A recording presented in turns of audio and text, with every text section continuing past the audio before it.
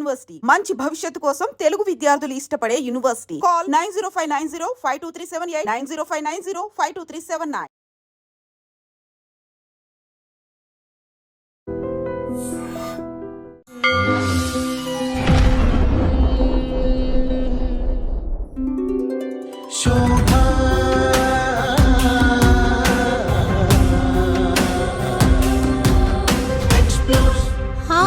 Explore only the truth, the two for you all. Shobha explores. వివి లక్ష్మీనారాయణ గారు అంటే చాలా sincere officer అని ప్రజలందరిలో ఒక భావన ఉంది. ఈ పేరు రావడానికి కృషి ఏంటి తెలుసుకోవచ్చా సార్? కృషి ఏం లేదమ్మా, ఇది కర్మయోగం అంతే. ఉద్యోగాలు చేసే వాళ్ళందరూ కూడా వారు పాటించాల్సింది కర్మయోగం. దాని ప్రభావం వల్ల ఉద్యోగాన్ని సక్రమంగా చేయాలన్న ఒక భావనతో ముందుకెళ్ళాను అంతే. వివి లక్ష్మీనారాయణ గారు జేడి లక్ష్మీనారాయణగా పేరు పొందారు కదా, అందులో రహస్యం ఏంటి ఏమన్నా చెప్తారా? మీడియా వాళ్ళు ఆ విధంగా నన్ను సంబోధించడం మొదలు పెట్టారు. దుష్ట శిక్షణ శిష్ట రక్షణ భగవంతుడి ధర్మం అంటారు. ఇది జరుగుతోందా సక్రమంగా? నేను 21 సంవత్సరాలు మహారాష్ట్ర పోలీసులో పనిచేశాను. ఇది యాక్చువల్గా భాగవతంలో రెఫరెన్స్ వస్తుంది. ఇది పోలీసుల యొక్క డ్యూటీ. మీ దగ్గర డ్రాఫ్ట్ ఏమైనా ఉందా సార్ విద్యా విధానానికి? కస్తూరి రంగన్ గారి అధ్యక్షతన విలువల బడి అని ఒక కాన్సెప్ట్ మొదలుపెట్టాం. అంటే ఇందులో మార్పులు తీసుకురావాలి అన్నది. మీరు కొన్ని కేసెస్ డీల్ చేశారు అద్భుతంగా, కానీ అవి కోర్టు దాకా వెళ్ళాయా? నిర్ధారణ జరిగిందా? మామూలుగా పోలీసు విధానము ఇన్వెస్టిగేషన్ ఎలా జరుగుతుందో ఒక 2 నిమిషాల్లో చెబుతాను. మొత్తం భారతదేశంలో మీరు చూసుకుంటే 5 కోట్ల కేసులు పెండింగ్ ఉన్నాయి. స్త్రీ చాలా క్షోభకు గురవుతోంది, అఘాయిత్యాలకు గురవుతోంది. ఎందుచేతానంటారు? తల్లిదండ్రులు అబ్బాయికి ప్రాధాన్యత ఎక్కువ ఇవ్వడం మొదలుపెట్టారు. వాడు ఎటైనా తిరిగి రావచ్చు, కానీ అమ్మాయిని మందలిస్తుంటారు. అంటే చేతులు తీసివేయడాలు, పబ్లిక్గా హ్యాంగ్ చేయడము, రాళ్లతో కొట్టి చంపడం, ఇలాంటివన్నీ ఉన్నాయి.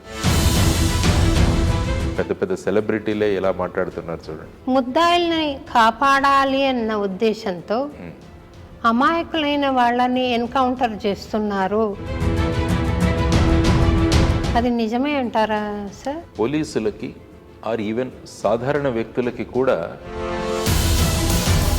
సాక్ష్యాధారాలను బట్టి ఫైనల్గా కోర్టులు నిర్ణయం తీసుకుంటుంటాయి. ఇష్టం వచ్చినట్టుగా సోషల్ మీడియాలో ట్రోల్ చేయడం అనేది చూస్తున్నాము. సోషల్ మీడియాకి ఒక చెక్ పెడితే బాగుంటుందేమో. మనిషి ఎప్పుడు కూడా స్వేచ్ఛగా ఉండాలని కోరుకుంటాడు. ఏవైతే ఈ మాధ్యమాలు ఉన్నాయో వారి మీద ఆ బాధ్యతను చేయాలి. మీరు సమాజాన్ని ఎదుర్కొనే పద్ధతిలో కానీ భగవద్గీత ఏ రకంగా ఉపయోగపడింది?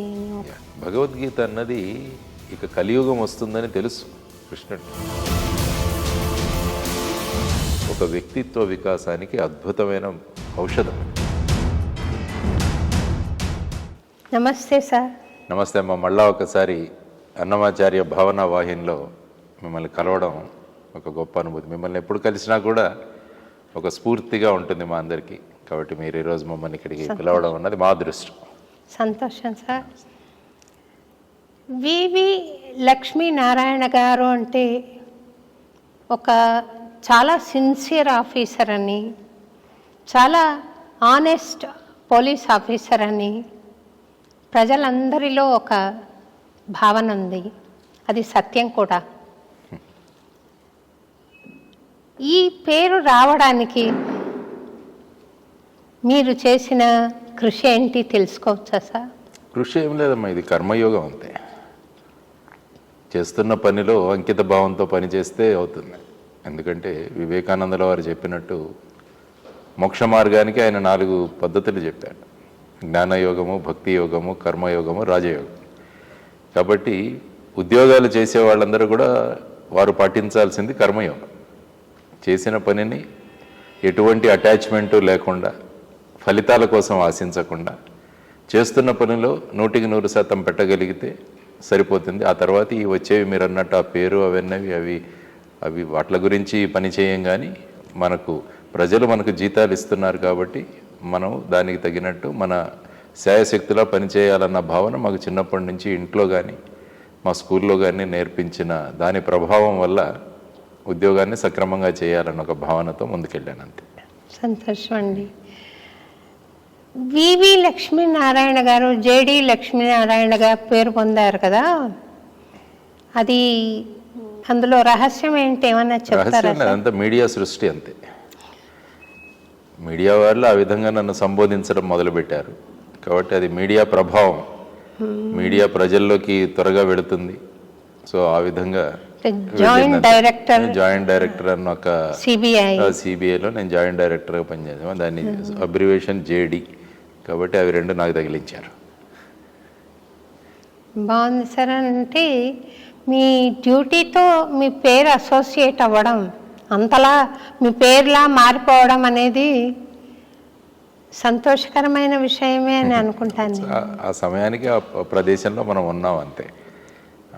అంత తప్ప అందులో వేరుగా దానికోసం ఎఫర్ట్స్ పెట్టినది అంటూ ఏమీ లేదు. సక్రమంగా చేయడమే అంతే. దుష్ట శిక్షణ శిష్ట రక్షణ భగవంతుడి ధర్మం అంటారు, ఆయన లక్షణం అది. అదే లక్షణం పోలీస్ డిపార్ట్మెంట్కి కూడా అన్వయం అవుతుంది కదా. దుష్ట శిక్షణ శిష్ట రక్షణ భగవత్ కార్యమే మీ డిపార్ట్మెంట్ కూడా చేస్తుంది. ఇది జరుగుతోందా సక్రమంగా అని అడగడానికి నేను సాహసం చేస్తున్నాను. సాహసం ఏం లేదండి, మీరు ఒక ప్రజలుగా అడిగే హక్కు ఉంది. ఎందుకంటే నేను మహారాష్ట్ర పోలీసులో పనిచేశాను. ఒక 7 సంవత్సరాలు ఇక్కడ పనిచేశాను, కానీ నేను 21 సంవత్సరాలు మహారాష్ట్ర పోలీసులో పనిచేశాను. మహారాష్ట్ర పోలీసు యొక్క మోటో ఇక్కడ ఫ్రెండ్లీ పోలీస్ లాగా మాకు అక్కడ ఏంటంటే సదరక్షణాయ కల నిగ్రహణాయ. సదరక్షణాయ మంచి వాళ్ళను రక్షించడం, కల నిగ్రహణాయ దుష్టుల్ని వారి మీద కంట్రోల్ చేయడం. ఇది యాక్చువల్గా భాగవతంలో రెఫరెన్స్ వస్తుంది మీకు. జరాసంధుడి గురించి ప్రజలు వెళతారు కృష్ణుడి దగ్గరికి. భాగవతంలో వెళ్ళినప్పుడు వారు చెబుతారు రాజుల యొక్క బాధ్యత సదరక్షణాయ కల నిగ్రహణాయ, కానీ అతను అలా చేయట్లేదు, దుర్మార్గులను సపోర్ట్ చేస్తున్నాడు అతను అన్నట్టుగా వారు భాగవతంలో ప్రస్తావించడం జరుగుతుంది. అందులో దాన్ని పట్టుకొని మా మహారాష్ట్ర పోలీస్కి సదరక్షణాయ కల నిగ్రహణాయ. ఇది పోలీసుల యొక్క డ్యూటీ. ఎందుకంటే సమాజంలో చట్టానికి వ్యతిరేకంగా పనిచేస్తున్న వాళ్ళ మీద యాక్షన్ తీసుకోవడం, చర్యలు తీసుకోవడం అన్నది పోలీసుల యొక్క ప్రధానమైన బాధ్యత. సో ఆ బాధ్యతను నిర్వహించాలి. అందులో దెర్ ఈజ్ నో డౌట్. అది ఇక్కడ పోలీస్ అయినా ఎక్కడి పోలీస్ అయినా మొత్తం ప్రపంచంలో ఉన్న పోలీసుల యొక్క డ్యూటీ ఇంతే. మనం అందరం కలిసి ఒక చట్టాన్ని ఏర్పరచుకున్నాం. ఆ చట్టానికి లోబడి ఎవరైతే ప్రవర్తిస్తారో వారి మీద చర్యలు తీసుకోవడానికి చట్టం ద్వారానే మళ్ళా పోలీసులకి ఆ విధమైన అధికారం ఇవ్వడం జరిగింది. కానీ సమాజంలో ఉన్న విధంగా 5 వేళ్ళు మనకి ఎలా సమానంగా ఉండదో ప్రతి విభాగంలో కూడా రకరకాల వాళ్ళు ఉంటారు, రకరకాల ప్రయోజనాలను ఆశించి పనిచేసే వాళ్ళు ఉంటారు. కానీ అల్టిమేట్గా గోల్ ఏంటంటే చట్టాన్ని అతిక్రమించే వాళ్ళు భయపడాలి, చట్టానికి లోబడి ప్రవర్తిస్తున్న వాళ్ళు ఆనందంగా జీవించగలగాలి. ఇది మనం చూసుకోవాల్సిన ప్రధానమైన అంశం.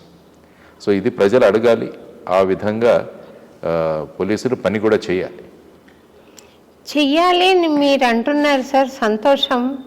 మీ బోటి ఆనెస్ట్ ఆఫీసర్స్ ఉన్నారు కొంతమంది, అది కూడా సంతోషకరమైన విషయమే. కాకపోతే సమాజంలో ఇప్పుడు చట్టానికి లోబడి బ్రతుకుతున్న వాళ్ళు, చట్ట విరుద్ధంగా ప్రవర్తిస్తున్న వాళ్ళు అనేది బైఫర్కేషన్ ఉందా? వాళ్ళు శిక్షింపబడుతున్నారా, వీళ్ళు గౌరవింపబడుతున్నారా అనేది నేను ఆలోచన చేస్తున్నాను సార్. కరెక్ట్ అమ్మా. మీరు ఎలాగవుతుందంటే సమాజంలో ఒకసారి టోటల్గా దీనికి విరుద్ధంగా చిత్రం మనకు కనిపిస్తుంది. ఇప్పుడు అదే మనం పార్లమెంటు చూసుకున్నా కూడా సుమారుగా 41% మంది వారి మీద కేసులు ఉన్నాయి. వీరందరూ ఎన్నిక కాబడుతున్నారు, వీళ్ళు వెళ్ళి అక్కడ చట్టాలు చేస్తున్నారు. మీరు ఆలోచిస్తే పొలిటికల్ సిస్టమ్ గురించి మనం ఆలోచించుకుంటే తర్వాత ఏంటంటే ప్రజాస్వామ్యంలో రాజకీయ పార్టీలు అన్నవి ఎగ్జిక్యూటివ్ మీద వాళ్ళు అధికారం చెలాయిస్తారు. అంటే ఎవరిని ఏ ఆఫీసర్ని ఎక్కడ పోస్ట్ చేయాలి అన్న అధికారాలు వీళ్ళ దగ్గర ఉంటాయి. తర్వాత అధికారుల్లో కూడా ఈ విధంగా అనేక ప్రవర్తనలు కలిగిన వాళ్ళు ఉంటారు. కొంతమంది అధికారం కోసమో లేకుంటే డబ్బు కోసమో ఈ విధంగా రాజకీయ పలుకుబడి కోసమో వారిని ఆశ్రయించి వారి పనులు చేస్తాము అని చెప్పి ఆ పొజిషన్లోకి వచ్చిన వాళ్ళు కూడా చాలామంది ఉంటారు. అందువల్ల ఏమవుతుందంటే చట్టం ఒకటి చెబుతుంటే యాక్చువల్గా ఇంప్లిమెంటేషన్కి వెళితే అది వేరుగా జరుగుతుంటుంది. అందువల్ల ఈ విధంగా మీరు అడగాల్సి కూడా వచ్చింది. పోలీసుల బాధ్యత ఇది కదా, మరి అలాంటివి జరగట్లేదేంటి అన్నది. ఆ విధంగా జరగడానికి నేను ఎప్పుడూ ఏం చెబుతుంటానంటే సీనియర్ అధికారులు ఎవరైతే ఉంటారో విభాగంలో వాళ్ళ బాధ్యత అంటే ఎవరి మీదైనా ప్రెషర్ పెట్టి వాళ్ళ దగ్గర నుంచి పనులు చేయించుకోగలిగిన ఆ విధమైన ప్రవృత్తి ఎవరైనా రాజకీయ నాయకులు ఉంటే వాటిలను అడ్డుకోవడం అన్నది సీనియర్ ఆఫీసర్లు, ముఖ్యంగా సివిల్ సర్వీసెస్ రాసి వచ్చిన వారు అంటే ఐఏఎస్ కావచ్చు, పోలీస్ విభాగంలో అయితే ఐపీఎస్ వాళ్ళు కావచ్చు, వాళ్ళు ఒక దుర్భేద్యమైన గోడలాగా నిలబడగలగాలి. ఈ విధమైన ప్రెషర్స్ వాళ్ళ మీద వస్తుంటే మేమున్నాము, మీరు చట్టబద్ధంగా చేయండి అని సబార్డినేట్ జూనియర్ ఆఫీసర్స్కి, కొలీగ్స్కి చెప్పగలగాలి. కానీ వీరే కనుక ఆ విధంగా వారితో మరి వెళ్ళిపోతే ఏమవుతుంది? సో అందుకనే సివిల్ సర్వీసెస్ అని దేశ స్థాయిలో ఎన్నిక జరుగుతుంది. యూపీఎస్సీ ద్వారా పరీక్ష పెట్టి ఈ విధంగా ప్రిలిమ్స్, మెయిన్స్, ఇంటర్వ్యూలు చేసి కొంతమందిని సెలెక్ట్ చేసుకొని ఆ విధంగా ఇవ్వడం జరుగుతుంది. కాబట్టి ఆ విధంగా ప్రవర్తించాల్సిన బాధ్యత కూడా అధికారుల మీద ఉంది. ఏ విధంగా అయితే సమాజంలో డైల్యూషన్ అన్నది వచ్చిందో ఈ డైల్యూషన్ అన్నది అన్ని రంగాల్లోకి వ్యాపిస్తుంది. దీనివల్ల ప్రజాస్వామ్యం ప్రమాదంలో పడుతుంది. అది చాలా మనం ఆలోచించాల్సిన అంశం. బాగుంది సార్. అలాంటి ఒక పరిస్థితి మన దేశానికి రావాలని ప్రార్థించడం తప్ప ప్రస్తుతం చేయగలిగింది ఏమైనా ఉందంటారా? మంచి నాయకులను ఎన్నుకోవాలి. మన మంచి చేతిలో నాయకుల్ని ఓటు హక్కు ఉంది. మన చేతిలో ఎంతమంది ఓటు ఎన్నుకుంటున్నారు? ఎంతమంది అలా వస్తున్నారు? ఒక చీఫ్ మినిస్టర్ బాగున్నంత మాత్రాన సరిపోతుందా?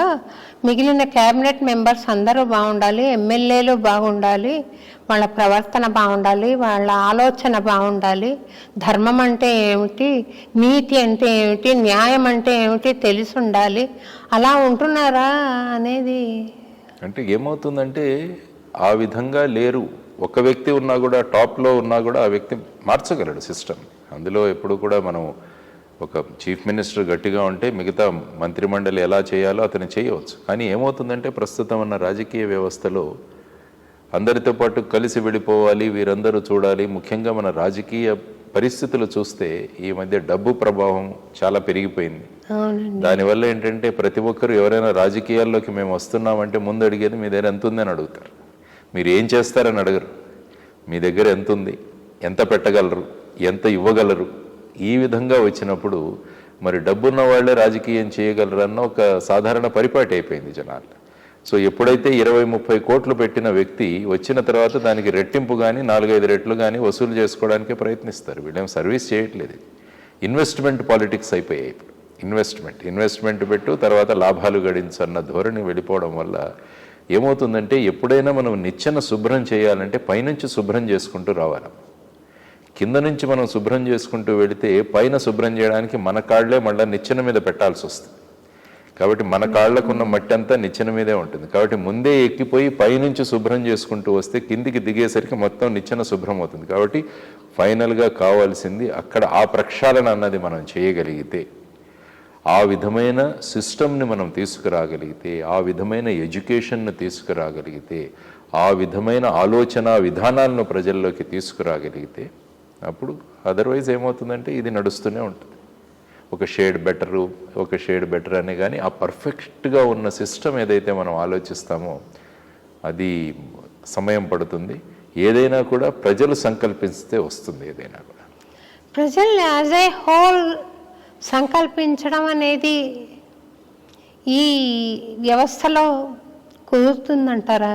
ఎందుకంటే ప్రజలను సంకల్పింపజేసేది వారికి ఉన్న ఆలోచన విధానాన్ని మార్చేది వాళ్లకు ఉన్న చదువు, విద్యా విధానంలో కనుక మనం మార్పులు తీసుకురాగలిగితే, ఆ చిన్నతనం నుంచి ఆ విధమైన ఆలోచనలు దేశం పట్ల వారికి ఉన్న మమకారం, దేశానికి నేను ఏదైనా చేయాలి అన్న కాన్సెప్టు, నా డ్యూటీని సక్రమంగా చేయాలి అన్న ఆ విధానాలను తీసుకురాగలిగితే, అందుకనే వివేకానందుల వారు అంటారు, ఎడ్యుకేషన్ అనేది ఎప్పుడు కూడా మ్యాన్ మేకింగ్ ఎక్సర్సైజ్ కావాలి అంటాడు ఆయన.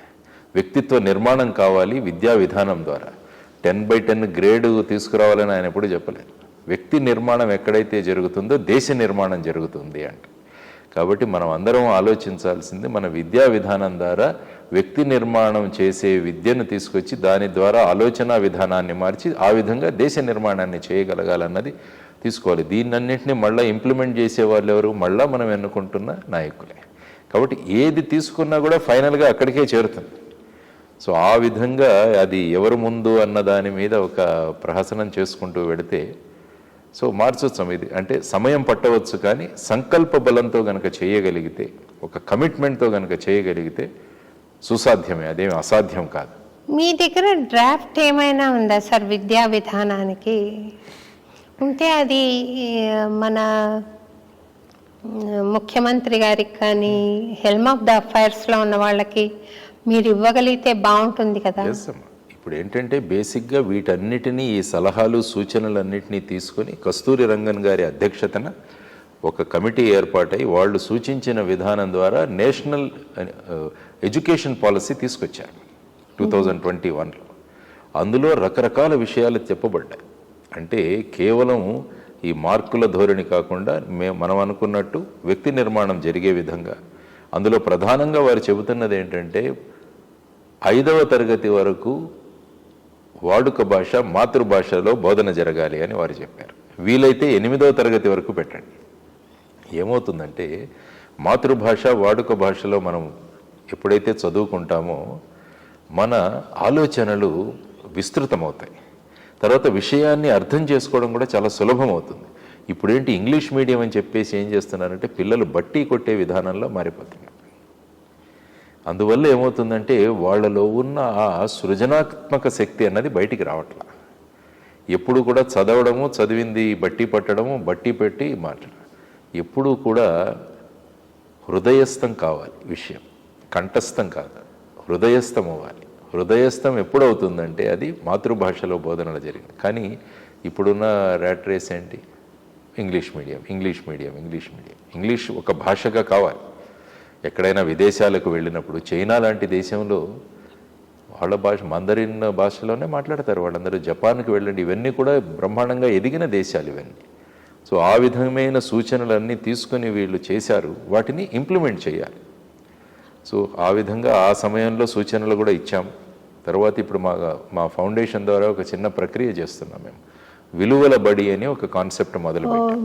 మంచి పేరండి. విలువల బడి అంటే స్కూల్ అయిపోయిన తర్వాత 5:30 నుంచి పిల్లలకి వాళ్ళ పుస్తకాలు అన్నీ తీసుకొని అక్కడే కూర్చొని వాళ్ళకి చిన్న చిన్న కథలు, దేశం పట్ల అవగాహన, మన దేశభక్తుల యొక్క గాథలు, ఇలాంటివన్నీ వారికి చెప్పి ఒక 2 గంటలు ఆ పిల్లలను ఆ విధంగా ప్రేరేపించడానికి ఒక చిన్న ప్రయత్నం మొదలుపెట్టాము. నిన్నే స్టార్ట్ చేసి ఒక లైబ్రరీ పెట్టాము ఆ ఊర్లో సాయంత్రం నుంచి. సో ఈ విధంగా చేయాల్సిన, ఎందుకంటే లేకుంటే ఏమైతుందంటే ఎడ్యుకేషన్ అన్నది ఒక మార్క్స్ ఎర్నింగ్ ప్రాసెస్ అని అయిపోయింది. మార్కులు మీరు రావాల్సిన ఒక ప్రక్రియగా మారిపోయింది. సో ఇందులో మార్పులు తీసుకురావాలి అన్నది. ఎప్పుడైతే వీటితో పాటు విద్యార్థులు ఎదగలిగితే రేపు ఆలోచన విధానం మారుతుంది. మనం ఏదైతే మార్పు కావాలని కోరుకుంటున్నామో దాని దిశగా మనం వెళ్ళగలం. ఎక్కడో చోట ప్రయత్నం చేయాలి.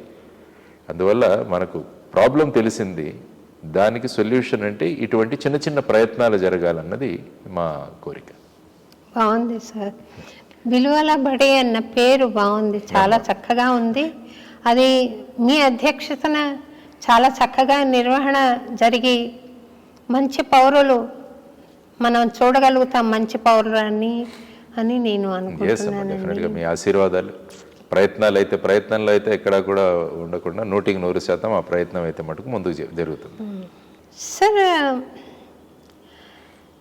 మీరు కొన్ని కేసెస్ డీల్ చేశారు అద్భుతంగా.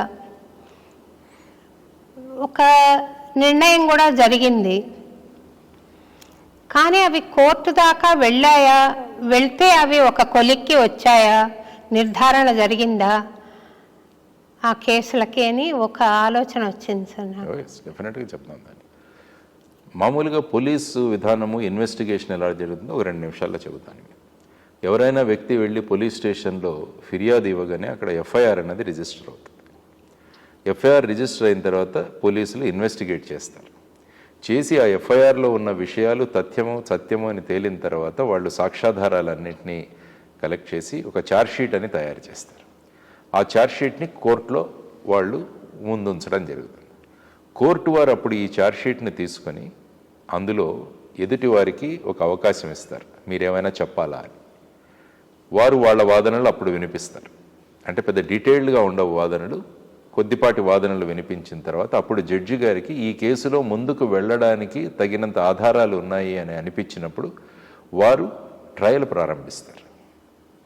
ఆ ట్రయల్ ప్రారంభించిన తర్వాత అందులో సాక్షిదారులను పిలిచి వారి అభిప్రాయాలు తెలుసుకొని ఫైనల్గా ఈ వ్యక్తి మీద ఆపాదించబడిన ఈ నేరాలు ఏవైతే ఉన్నాయో అవి ఫైనల్గా ప్రూవ్ అయ్యాయా లేదా అన్నది జడ్జి గారు నిర్ణయిస్తారు.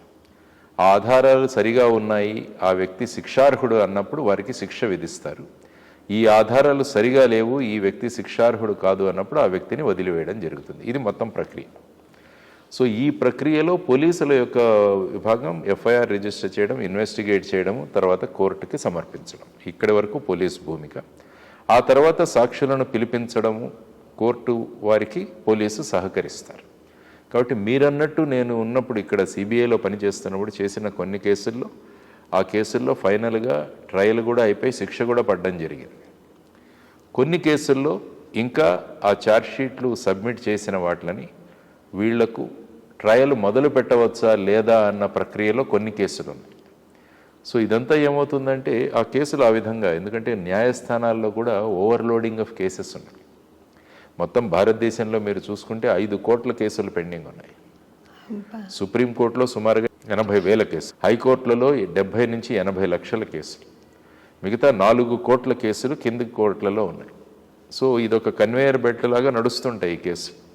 సో ఆ విధంగా కొన్ని కేసులు అయిపోయాయి, కొన్ని కేసులు కొంత స్టేజ్లో ఉన్నాయి, కొన్ని కేసులు అసలు యాక్చువల్గా ఇంకా ముందుకు వెళ్ళాలా లేదా అన్నది కూడా కోర్టులు ఇంకా నిర్ణయించాల్సిన పరిస్థితిలో ఉన్నాయి. ఇన్ని లక్షల కేసులు పెండింగ్లో ఉన్నాయని చెప్తున్నారు కదా సార్, అవి త్వరగా క్లియర్ చేయడానికి ఒక సిస్టమ్ ఏమైనా మీరు సూచించగలుగుతారా? మొదటిది మంచి సమాజం. మంచి సమాజం అన్నప్పుడు కేసులు ఉండవు. అందుకనే మేము మహారాష్ట్రలో ప్రతిసారి మహారాష్ట్ర గురించి మాట్లాడతాను, ఎందుకంటే నేను ఒక 21 సంవత్సరాలు అక్కడ పనిచేశాను. కాబట్టి అక్కడ ఏంటంటే వివాదాలు లేని గ్రామాలు అని ఒక కాన్సెప్ట్ తీసుకొచ్చారు. ఆ గ్రామాలకు రాష్ట్ర ప్రభుత్వం 1 కోటి రూపాయలు వాళ్ళకి గ్రాంట్ ఇస్తారు. మీ గ్రామంలో వివాదాలు లేకుంటే, అంటే అందరూ కూర్చొని చిన్న చిన్న సమస్యలు ఉంటాయి ప్రతి గ్రామంలో, వాటిని మీ లెవెల్లోనే పరిష్కరించుకోండి, దానికి ఒక యంత్రాంగం పెట్టడం జరిగింది. కాబట్టి ఏ ఊర్లో అయితే కేసులు ఉండవో అక్కడే కూర్చొని వాళ్ళు పరిష్కరించుకుంటారు, అటువంటి గ్రామాలను ప్రోత్సహించడం జరిగింది. దాన్ని మరాఠీలో తంటా ముక్త గ్రామ్ అంట. ఏమంటారు? తంట తంట తంట తాత తంట అంటే ఏదైనా వివాద తంటా ముక్త వివాదాలు లేని గ్రామాలు, అదొకటి. సో ఆ విధంగా చేస్తే ఆటోమేటిక్గా కేసులు తగ్గిపోతాయి. ఇప్పుడు చూస్తే కుటుంబంలోనే కేసులు పెట్టుకుంటున్నారు. ఇప్పుడు మొన్నటికి చూస్తారు, ఐ థింక్ ఒక ఆయన 87 సంవత్సరాల ఇండస్ట్రియలిస్ట్, వాళ్ళ మనవడు అతన్ని ఒక 72 సార్లు కత్తితో పొడిచి చంపేశాడు. అంటే ఏమవుతుందంటే కేసుల సంఖ్య పెరగడానికి ప్రధానమైన కారణం ఏంటంటే లిటిగేషన్ పెరిగింది. ప్రతిదానికి పోలీస్ స్టేషన్కు పరిగెత్తడం జరిగింది. మనకంటూ కూర్చొని మన వివాదాలు పరిష్కారం చేసుకునే వ్యవస్థ ఎక్కడా లేదు. కుటుంబాలు కూడా చిన్న చిన్న కుటుంబాలు అయిపోయాయి. ఇంతకుముందు పెద్ద కుటుంబాలు ఉన్నప్పుడు ఇంట్లో ఉన్న పెద్దలు ఏదైనా వివాదాలు వచ్చినా కూడా గ్రామాల్లో పెద్దలు ఉండేవారు, వారు కూడా వివాదాలను పరిష్కరించేవారు. కాబట్టి అది వెళ్ళిపోవడం వల్ల ఏమవుతుందంటే ఇటువంటి కేసెస్ పెరిగాయి. సో కేసెస్ పెరిగిన తర్వాత ఆటోమేటిక్గా ఆ సంఖ్య పెరుగుతూనే ఉంటుంది. కాబట్టి దీన్ని తగ్గించాలంటే మొదటిది మంచి వ్యవస్థ, రెండవది పోలీసు యంత్రాంగం పెంచాలి, పోలీస్ స్టేషన్లు పెరగాలి, కోర్టుల సంఖ్య పెరగాలి. సో ఆ విధంగా ఒక కాన్సెప్ట్ కూడా ఉంది. కోర్టును 2 షిఫ్ట్లలో మనం చేయగలమా అంటే మామూలుగా ఇప్పుడు 4 గంటలకు అయిపోతుంది కోర్టు, 4 తర్వాత ఇంకొక షిఫ్ట్లో పెట్టగలమా అన్నది. సో ఇలా రకరకాల ఆలోచనలతో ఉన్నారు. ముఖ్యంగా ఏంటంటే ప్రభుత్వమే పెద్ద లిటిగెంట్. ప్రభుత్వానికి విరుద్ధంగా ఏదైనా తీర్పు ఇవ్వగానే పైకోర్టుకు వెళతారు. ఎందుకు? వాళ్ళ జేబుల్లోంచి ఏం డబ్బులు పోవు, ఇది ప్రభుత్వ ధనం నుంచి, ప్రజాధనం నుంచి ఖర్చు పెట్టుకుని. సో ఆ విధంగా ఒక సుప్రీంకోర్టు జడ్జి గారు కూడా అన్నారు, ఈ దేశంలో కేసుల సంఖ్యలు తగ్గాలి అంటే ప్రభుత్వం లిటిగేషన్ తగ్గాలి అన్నారు. తర్వాత జడ్జీల సంఖ్య పెంచడం, సుప్రీంకోర్టులో కానీ హైకోర్టులో కానీ వేకెన్సీలు లేకుండా జడ్జీలందరినీ కూడా నియమించగలిగితే త్వరగా వెళ్ళిపోతాయి. మన చట్టాల్లో కొన్ని మార్పులు తీసుకురావు. సో ఈ విధమైన అన్ని కనుక మనం చేయగలిగితే మీరు అన్నట్టు ఈ కేసుల పెండెన్సీని మనం తగ్గించవచ్చు. జ్యుడిషియరీ మీద గవర్నమెంట్ ఇన్ఫ్లుయెన్స్ ఉంటుందా, ఎక్కువగా ఉంటుందా? దాని మూలాన ఏమైనా న్యాయం జరగడం వక్రీకరింపబడుతోందా, లేకపోతే ఆలస్యం అవుతోందా? అంటే ఏమవుతుందంటే ఏంటంటే మన రాజ్యాంగం మీరు ఒకసారి తీసుకుంటే దాని బేసిక్ స్ట్రక్చర్ అంటాం, కాన్స్టిట్యూషనల్ బేసిక్ స్ట్రక్చర్. అందులో జ్యుడిషియల్ ఇండిపెండెన్స్ అన్నది ఒక ప్రధానమైన సబ్జెక్ట్. అంటే జ్యుడిషియరీ ఇండిపెండెంట్గా ఉండాలి అన్నది ఒక basic structure of the constitution. So ఇప్పుడు ఏమవుతుందంటే అందుకని జ్యుడిషియల్ సిస్టంలో అపాయింట్మెంట్స్ అన్నీ కూడా వారే చేస్తారు. కొలీజియం సిస్టమ్ అని ఉంది సుప్రీంకోర్టులో. అందులో ప్రభుత్వ ప్రస్తావన ఏమీ ఉండదు. అందులో జడ్జీలను ఎవరు నియమించాలి హైకోర్టులో కానీ సుప్రీంకోర్టులో అన్నది కానీ ఆ కొలీజియం నిర్ణయిస్తుంది. దానికి ప్రధానమైన కారణం ఏంటంటే ప్రభుత్వాల దగ్గరికి వెళితే వాళ్ళ మనుషులు అన్న వాళ్ళని అక్కడ కూర్చోబెడతారు అన్నది చేసి దాన్ని పక్కన పెట్టే. కాబట్టి ఈ కొలీజియం సిస్టమ్ ఒకటి వర్క్ అవుతుంది. సాధారణంగా ఏమవుతుందంటే కేసులు వాదిస్తున్నప్పుడు ఓడిపోయిన ప్రతి ఒక్కరూ ఏమంటారంటే ఏదో ఒక కారణం దానికి చూపిస్తారు. కేసు ఓడిపోతే అడ్వకేట్లు అంటారు ఆ జడ్జి అలాగా, ఆయన ఐడియాలజీ ఇలాగా, ఆయన మీద గవర్నమెంట్ ప్రెషర్ ఉంది, ఇలా రకరకాల మాటలు మాట్లాడతారు. కానీ యాక్చువల్గా మన సిస్టంలో తీసుకుంటే జ్యుడిషియల్ ఇండిపెండెన్స్ అన్నది చాలా ముఖ్యమైన విషయం. అందుకని జ్యుడిషియల్ ఆఫీసర్లు కూడా ఎక్కడికి బయటికి వెళ్ళకూడదు. సర్వసాధారణంగా పెద్ద ఎక్కువగా పబ్లిక్లో కూడా వాళ్ళు కలవరు. నేను చీఫ్ గెస్ట్గా చాలా మందిని చూస్తుంటాను కదా సార్. వెళుతుంటారు. అంటే వాళ్ళు ఏ కార్యక్రమాలకు వెళ్ళగలరు అన్నది కూడా ఒక ఉంటుంది. ప్రైవేట్ ప్రోగ్రామ్స్ ఇలాంటి వాటికి వెళ్ళకుండా ప్రజలకు ఉపయోగపడే ప్రోగ్రామ్స్ ఏవైనా అవి కూడా లిమిటెడ్గా వెళ్తారు వాళ్ళు. తర్వాత వాళ్ళ భావ వ్యక్తీకరణ మీద కూడా చాలా ఉంది. మొన్న యూపీలో ఒక ఆయన జడ్జి ఒక కార్యక్రమంలో తను ఒక పార్టీకి కానీ ఒక ధర్మానికి కానీ సంబంధించిన మాటలు మాట్లాడడం వల్ల ఆయనకి సుప్రీంకోర్టు దాకా వాళ్ళు పిలిచారు డిసిప్లినరీ యాక్షన్ కోసం. ఎవరైనా జడ్జీలు ఆ విధంగా చేస్తే మనకు లోవర్ లెవెల్లో అయితే వాళ్ళను ఇమీడియట్గా రిటైర్ చేస్తారు. అదే హైకోర్టు సుప్రీంకోర్టు లెవెల్లో ఉంటే ఇంపీచ్మెంట్ అనే ప్రొసీజర్ ఉంటుంది పార్లమెంట్లో కానీ ఇక్కడ. సో ఆ విధమైన ప్రొసీజర్లు చేయాలి. సో ఇవన్నీ ఎందుకంటే జ్యుడిషియల్ ఇండిపెండెన్స్ని మెయింటైన్ చేయడం. ఎందుకంటే మనకు ఫైనల్గా ఎక్కడికి వెళ్తాం? మనం కోర్టుకే వెళ్తాం. ఫైనల్గా ఏ కోర్టుకు వెళ్తాం? సుప్రీంకోర్టుకు వెళ్తాం. కాబట్టి అక్కడ ఉన్న న్యాయమూర్తులు సరి అయిన న్యాయాన్ని ఇస్తారు అన్నది మనం అందరం చూస్తున్న భావం. కాబట్టి ఆ విధంగా వాళ్ళు ప్రవర్తించాలన్నది అందరూ కోరుకుంటాం. కానీ కొన్ని ప్రక్రియలు ఏవైతే జరుగుతున్నాయో, కొంతమంది సుప్రీంకోర్టు జడ్జీలు రిటైర్మెంట్ అయిన తర్వాత గవర్నర్లుగా రావడం, కొంతమంది రాజ్యసభ సభ్యులుగా వెళ్ళడం, ఇలాంటివన్నీ కూడా ఇటువంటి ఆలోచనలు అనుమానాలు ఏవైతే వస్తున్నాయో వాటికి అవి దోహదం చేస్తున్నాయి. అందువల్ల జ్యుడిషియరీ నుంచి వచ్చిన తర్వాత వెంటనే ఈ విధమైన పోస్టింగులు తీసుకోవడం వల్ల వీళ్ళు ఇచ్చిన జడ్జిమెంట్ల మీద ఏదైనా రాజకీయ ప్రభావం ఉందా అన్న ఒక అనుమానం కూడా రావడానికి అవకాశాలు ఉంటాయి. కాబట్టి ఆ అవకాశాలు ఇవ్వకూడదు అన్నది వారు కూడా తీసుకోవాల్సిన జాగ్రత్త అని నేను అనుకుంటాను. ఏది ఏమైనా హృదయం అనే కోర్టు ముందర పరిశుద్ధంగా ఉంటే తప్ప ఏ సిస్టమ్ పనిచేయదు సక్రమంగా అనేది నిజం అనుకుంటాను. అంతేనా? ఎందుకంటే హృదయం ఎప్పుడు అబద్ధం చెప్పదు. బ్రెయిన్ మెదడు ఆలోచిస్తుంది కానీ హృదయం ఆలోచించదు. హృదయం ఎమోషనల్గా రియాక్ట్ అవుతుంది. హృదయం ఎమోషనల్గా ఉంటుంది, అది ఎప్పుడు సత్యం దిశగా ఉంటుంది. హృదయం ఎప్పుడు అసత్యం చెప్పదు.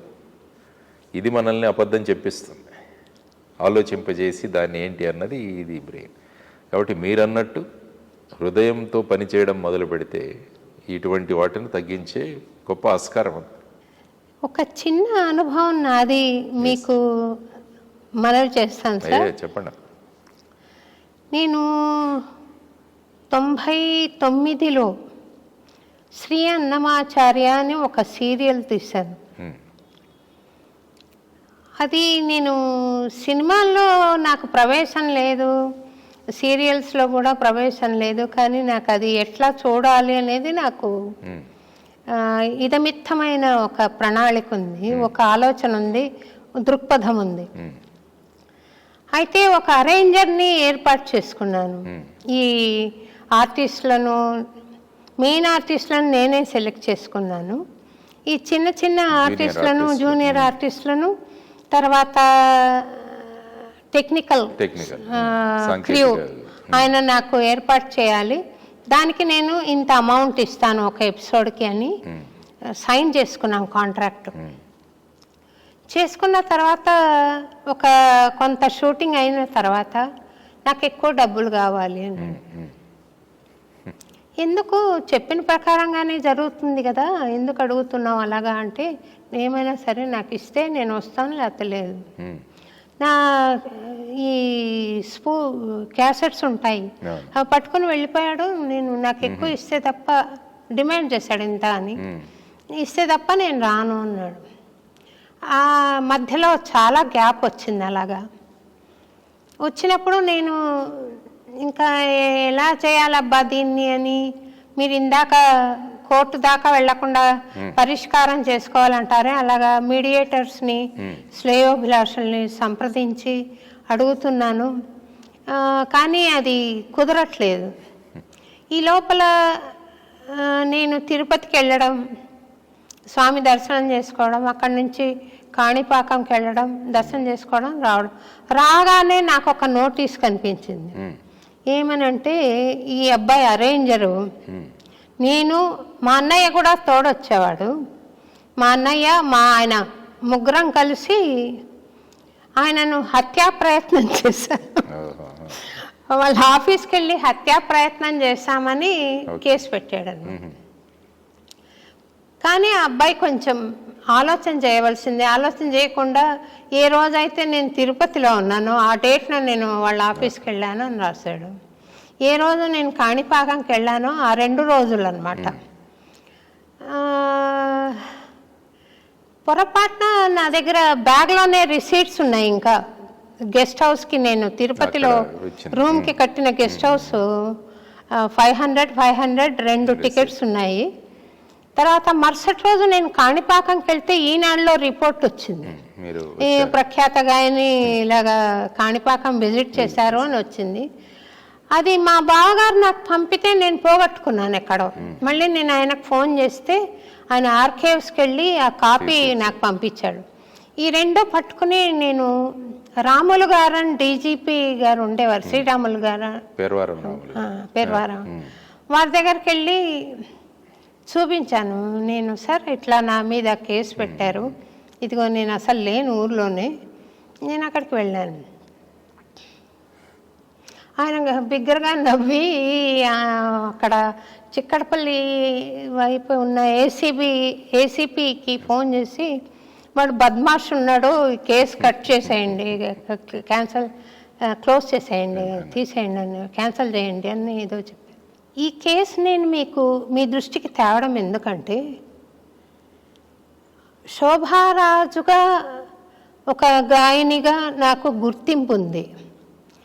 నా యాక్టివిటీ ఏంటి, నా పరిసరాలు, మూమెంట్స్ పబ్లిక్లో ఉన్నాయి కాబట్టి సరిపోయింది. కానీ ఇంకెవరైనా మామూలు మనిషి, గృహిణి అనుకుందాం, మామూలు సాధారణ వ్యక్తి, ఇటువంటి పబ్లిక్ లైఫ్ లేని వ్యక్తి మీద అలాంటి కేసు పెట్టాడు అనుకోండి, ఆ అమ్మాయి అనవసరంగా ఈ హెడేక్ అంతా పడవలసి వస్తుంది కదా. ఈ సిస్టమ్ ఏమిటి, అసలు ఆ అబ్బాయికి అట్లా అవకాశం ఇస్తున్న సిస్టమ్ ఏంటి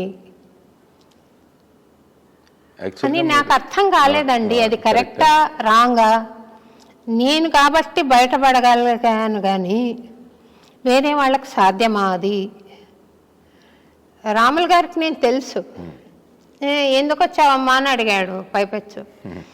ఇలాగా అందరికీ సాధ్యమా? మీరు ఒకసారి ఈ సంఘటన బేస్ చేసుకుని మీ వ్యూస్ చెప్తారని. ఎందుకంటే పోలీసుల దగ్గరికి కేసు వెళ్ళిన తర్వాత ఎఫ్ఐఆర్ అన్నది రిజిస్టర్ చేయడం అన్నది మస్ట్ అన్నది సుప్రీంకోర్టు చెప్పింది. అంటే ఆ కేసులో తథ్యం ఉందా లేదా అన్నది ఆ స్టేజ్లో మీరు ఆలోచించకండి అంట. రాగానే వాళ్ళ ఇచ్చిన కంప్లైంట్లో అందులో కాగ్నిజబుల్ అఫెన్స్ డిస్క్లోజ్ అయితే దాన్ని మీరు ఎఫ్ఐఆర్గా రాయండి అని చెప్తారు. అంటే మీరు కాకుండా వేరొకరు ఉన్నా కూడా ఎవరైనా వెళ్ళి పోలీస్ స్టేషన్లో ఈ విధంగా మా మీద హత్యా ప్రయత్నం జరిగిందని వాళ్ళు ఇవ్వగానే అక్కడ ఎఫ్ఐఆర్ రిజిస్టర్ చేస్తారు. ఎఫ్ఐఆర్ రిజిస్టర్ చేసిన తర్వాత దాన్ని ఇన్వెస్టిగేషన్ చెప్తారు. ఎవరైతే వ్యక్తి మీద ఈ విధంగా కేసు ఆపాదించబడంతో వెళితే మీరు చెప్పినట్టు కాణిపాకం టికెట్లు అక్కడ న్యూస్ పేపర్ ఆర్టికల్ కావచ్చు, తిరుపతి దర్శనం కావచ్చు, అవి వాళ్లకు ఇస్తారు. ఇచ్చినప్పుడు ఏంటంటే ఈ కేసులో తథ్యం లేదని కేసు క్లోజ్ చేసి కోర్టుకు ఇన్ఫామ్ చేస్తారు. తర్వాత ఈ వ్యక్తి కావాల్సిగన్నా వీళ్ళ మీద ఈ విధమైన కంప్లైంట్ పెట్టారని అతని మీదే చర్యలు తీసుకోండి అని ఆ విధంగా కూడా మనం తీసుకెళ్ళచ్చు. ఇది ఉన్న వ్యవస్థలో ఉన్న. కానీ మీరు అనడం ఏంటంటే అసలు జరగకుండానే మరి ఇటువంటి బాధలు ఎందుకు పడాలి ఏదైనా వ్యక్తి అన్నది. అంటే ఒక విధానంలో ఉన్నప్పుడు మనం ఏంటంటే in general by and large నిజమైన కేసులే వెళ్ళి రిపోర్ట్ చేస్తారన్నది మనం అనుకుంటున్న ఒక బాటమ్ లైన్. కానీ ఇలాంటి వ్యక్తులు కూడా ఉంటారు. సిస్టంలో వెళ్ళి ఈ విధంగా జరగని సంఘటనలు కూడా జరిగాయని చెప్పి అక్కడ చేసే విధానం కూడా ఉంటుంది. అందుకని ఇప్పుడు ఏం చెప్పారంటే కొన్ని కేసుల్లో మీరు డైరెక్ట్గా ఎఫ్ఐఆర్ కట్టకుండా ప్రిలిమినరీ ఎంక్వైరీ అన్నది చేయండి అంట. అంటే అవి కూడా కొన్ని ఎకనామిక్ అఫెన్సెస్, తర్వాత వచ్చేసి మ్యాట్రిమోనియల్ మ్యాటర్స్, తర్వాత మెడికల్ నెగ్లిజెన్స్, ఇలాంటి కేసుల్లో మీరు వెంటనే ఎఫ్ఐఆర్ రిజిస్టర్ చేయకండి. అదే జడ్జిమెంట్లో చెప్పింది సుప్రీంకోర్టు. ముందు ఒక ప్రిలిమినరీ ఎంక్వైరీ చేసి 1 నెల లోపల దాని గురించి ఎంక్వైరీ చేసి ఎఫ్ఐఆర్కి వెళ్ళడానికి తగిన ఆధారాలు ఉంటేనే ఎఫ్ఐఆర్ చేయండి, లేకుంటే ఈ కేసుని ఇక్కడే క్లోజ్ చేసేయండి అని చెప్పడం జరిగిందనమాట. సో ఆ విధంగా మీరు తీసుకుంటే అంటే ఈ ప్రక్రియలోంచి వెళ్ళాలి. మీరు అన్నట్టు ధోరణి అది మీరు ఏదైతే మాట్లాడారో అది నిజంగా మనుషులకు ఈ విధంగా ఆ తర్వాత ఫైనల్గా కేసు అయిన తర్వాత ఫైనల్గా ఏమవుతుందో తెలియదు. కానీ ఈ మధ్యలో వీళ్ళు కొన్నిసార్లు అరెస్ట్ కూడా చేస్తారు వ్యక్తులని. అరెస్ట్ చేసిన తర్వాత మరి ఏమవుతుంది ఫైనల్గా. సో ఈ విధమైన ప్రొసీజర్లో మనకుంది. అందుకనే చట్టాల్లో మార్పులు వస్తున్నాయి. ఇప్పుడు 7 సంవత్సరాల కన్నా తక్కువ శిక్ష ఉన్న కేసుల్లో అరెస్ట్ చేయకండి, వాళ్ళకి నోటీసులు ఇవ్వండి అంటారు. పాపులర్గా 41A నోటీసులు అంటారు.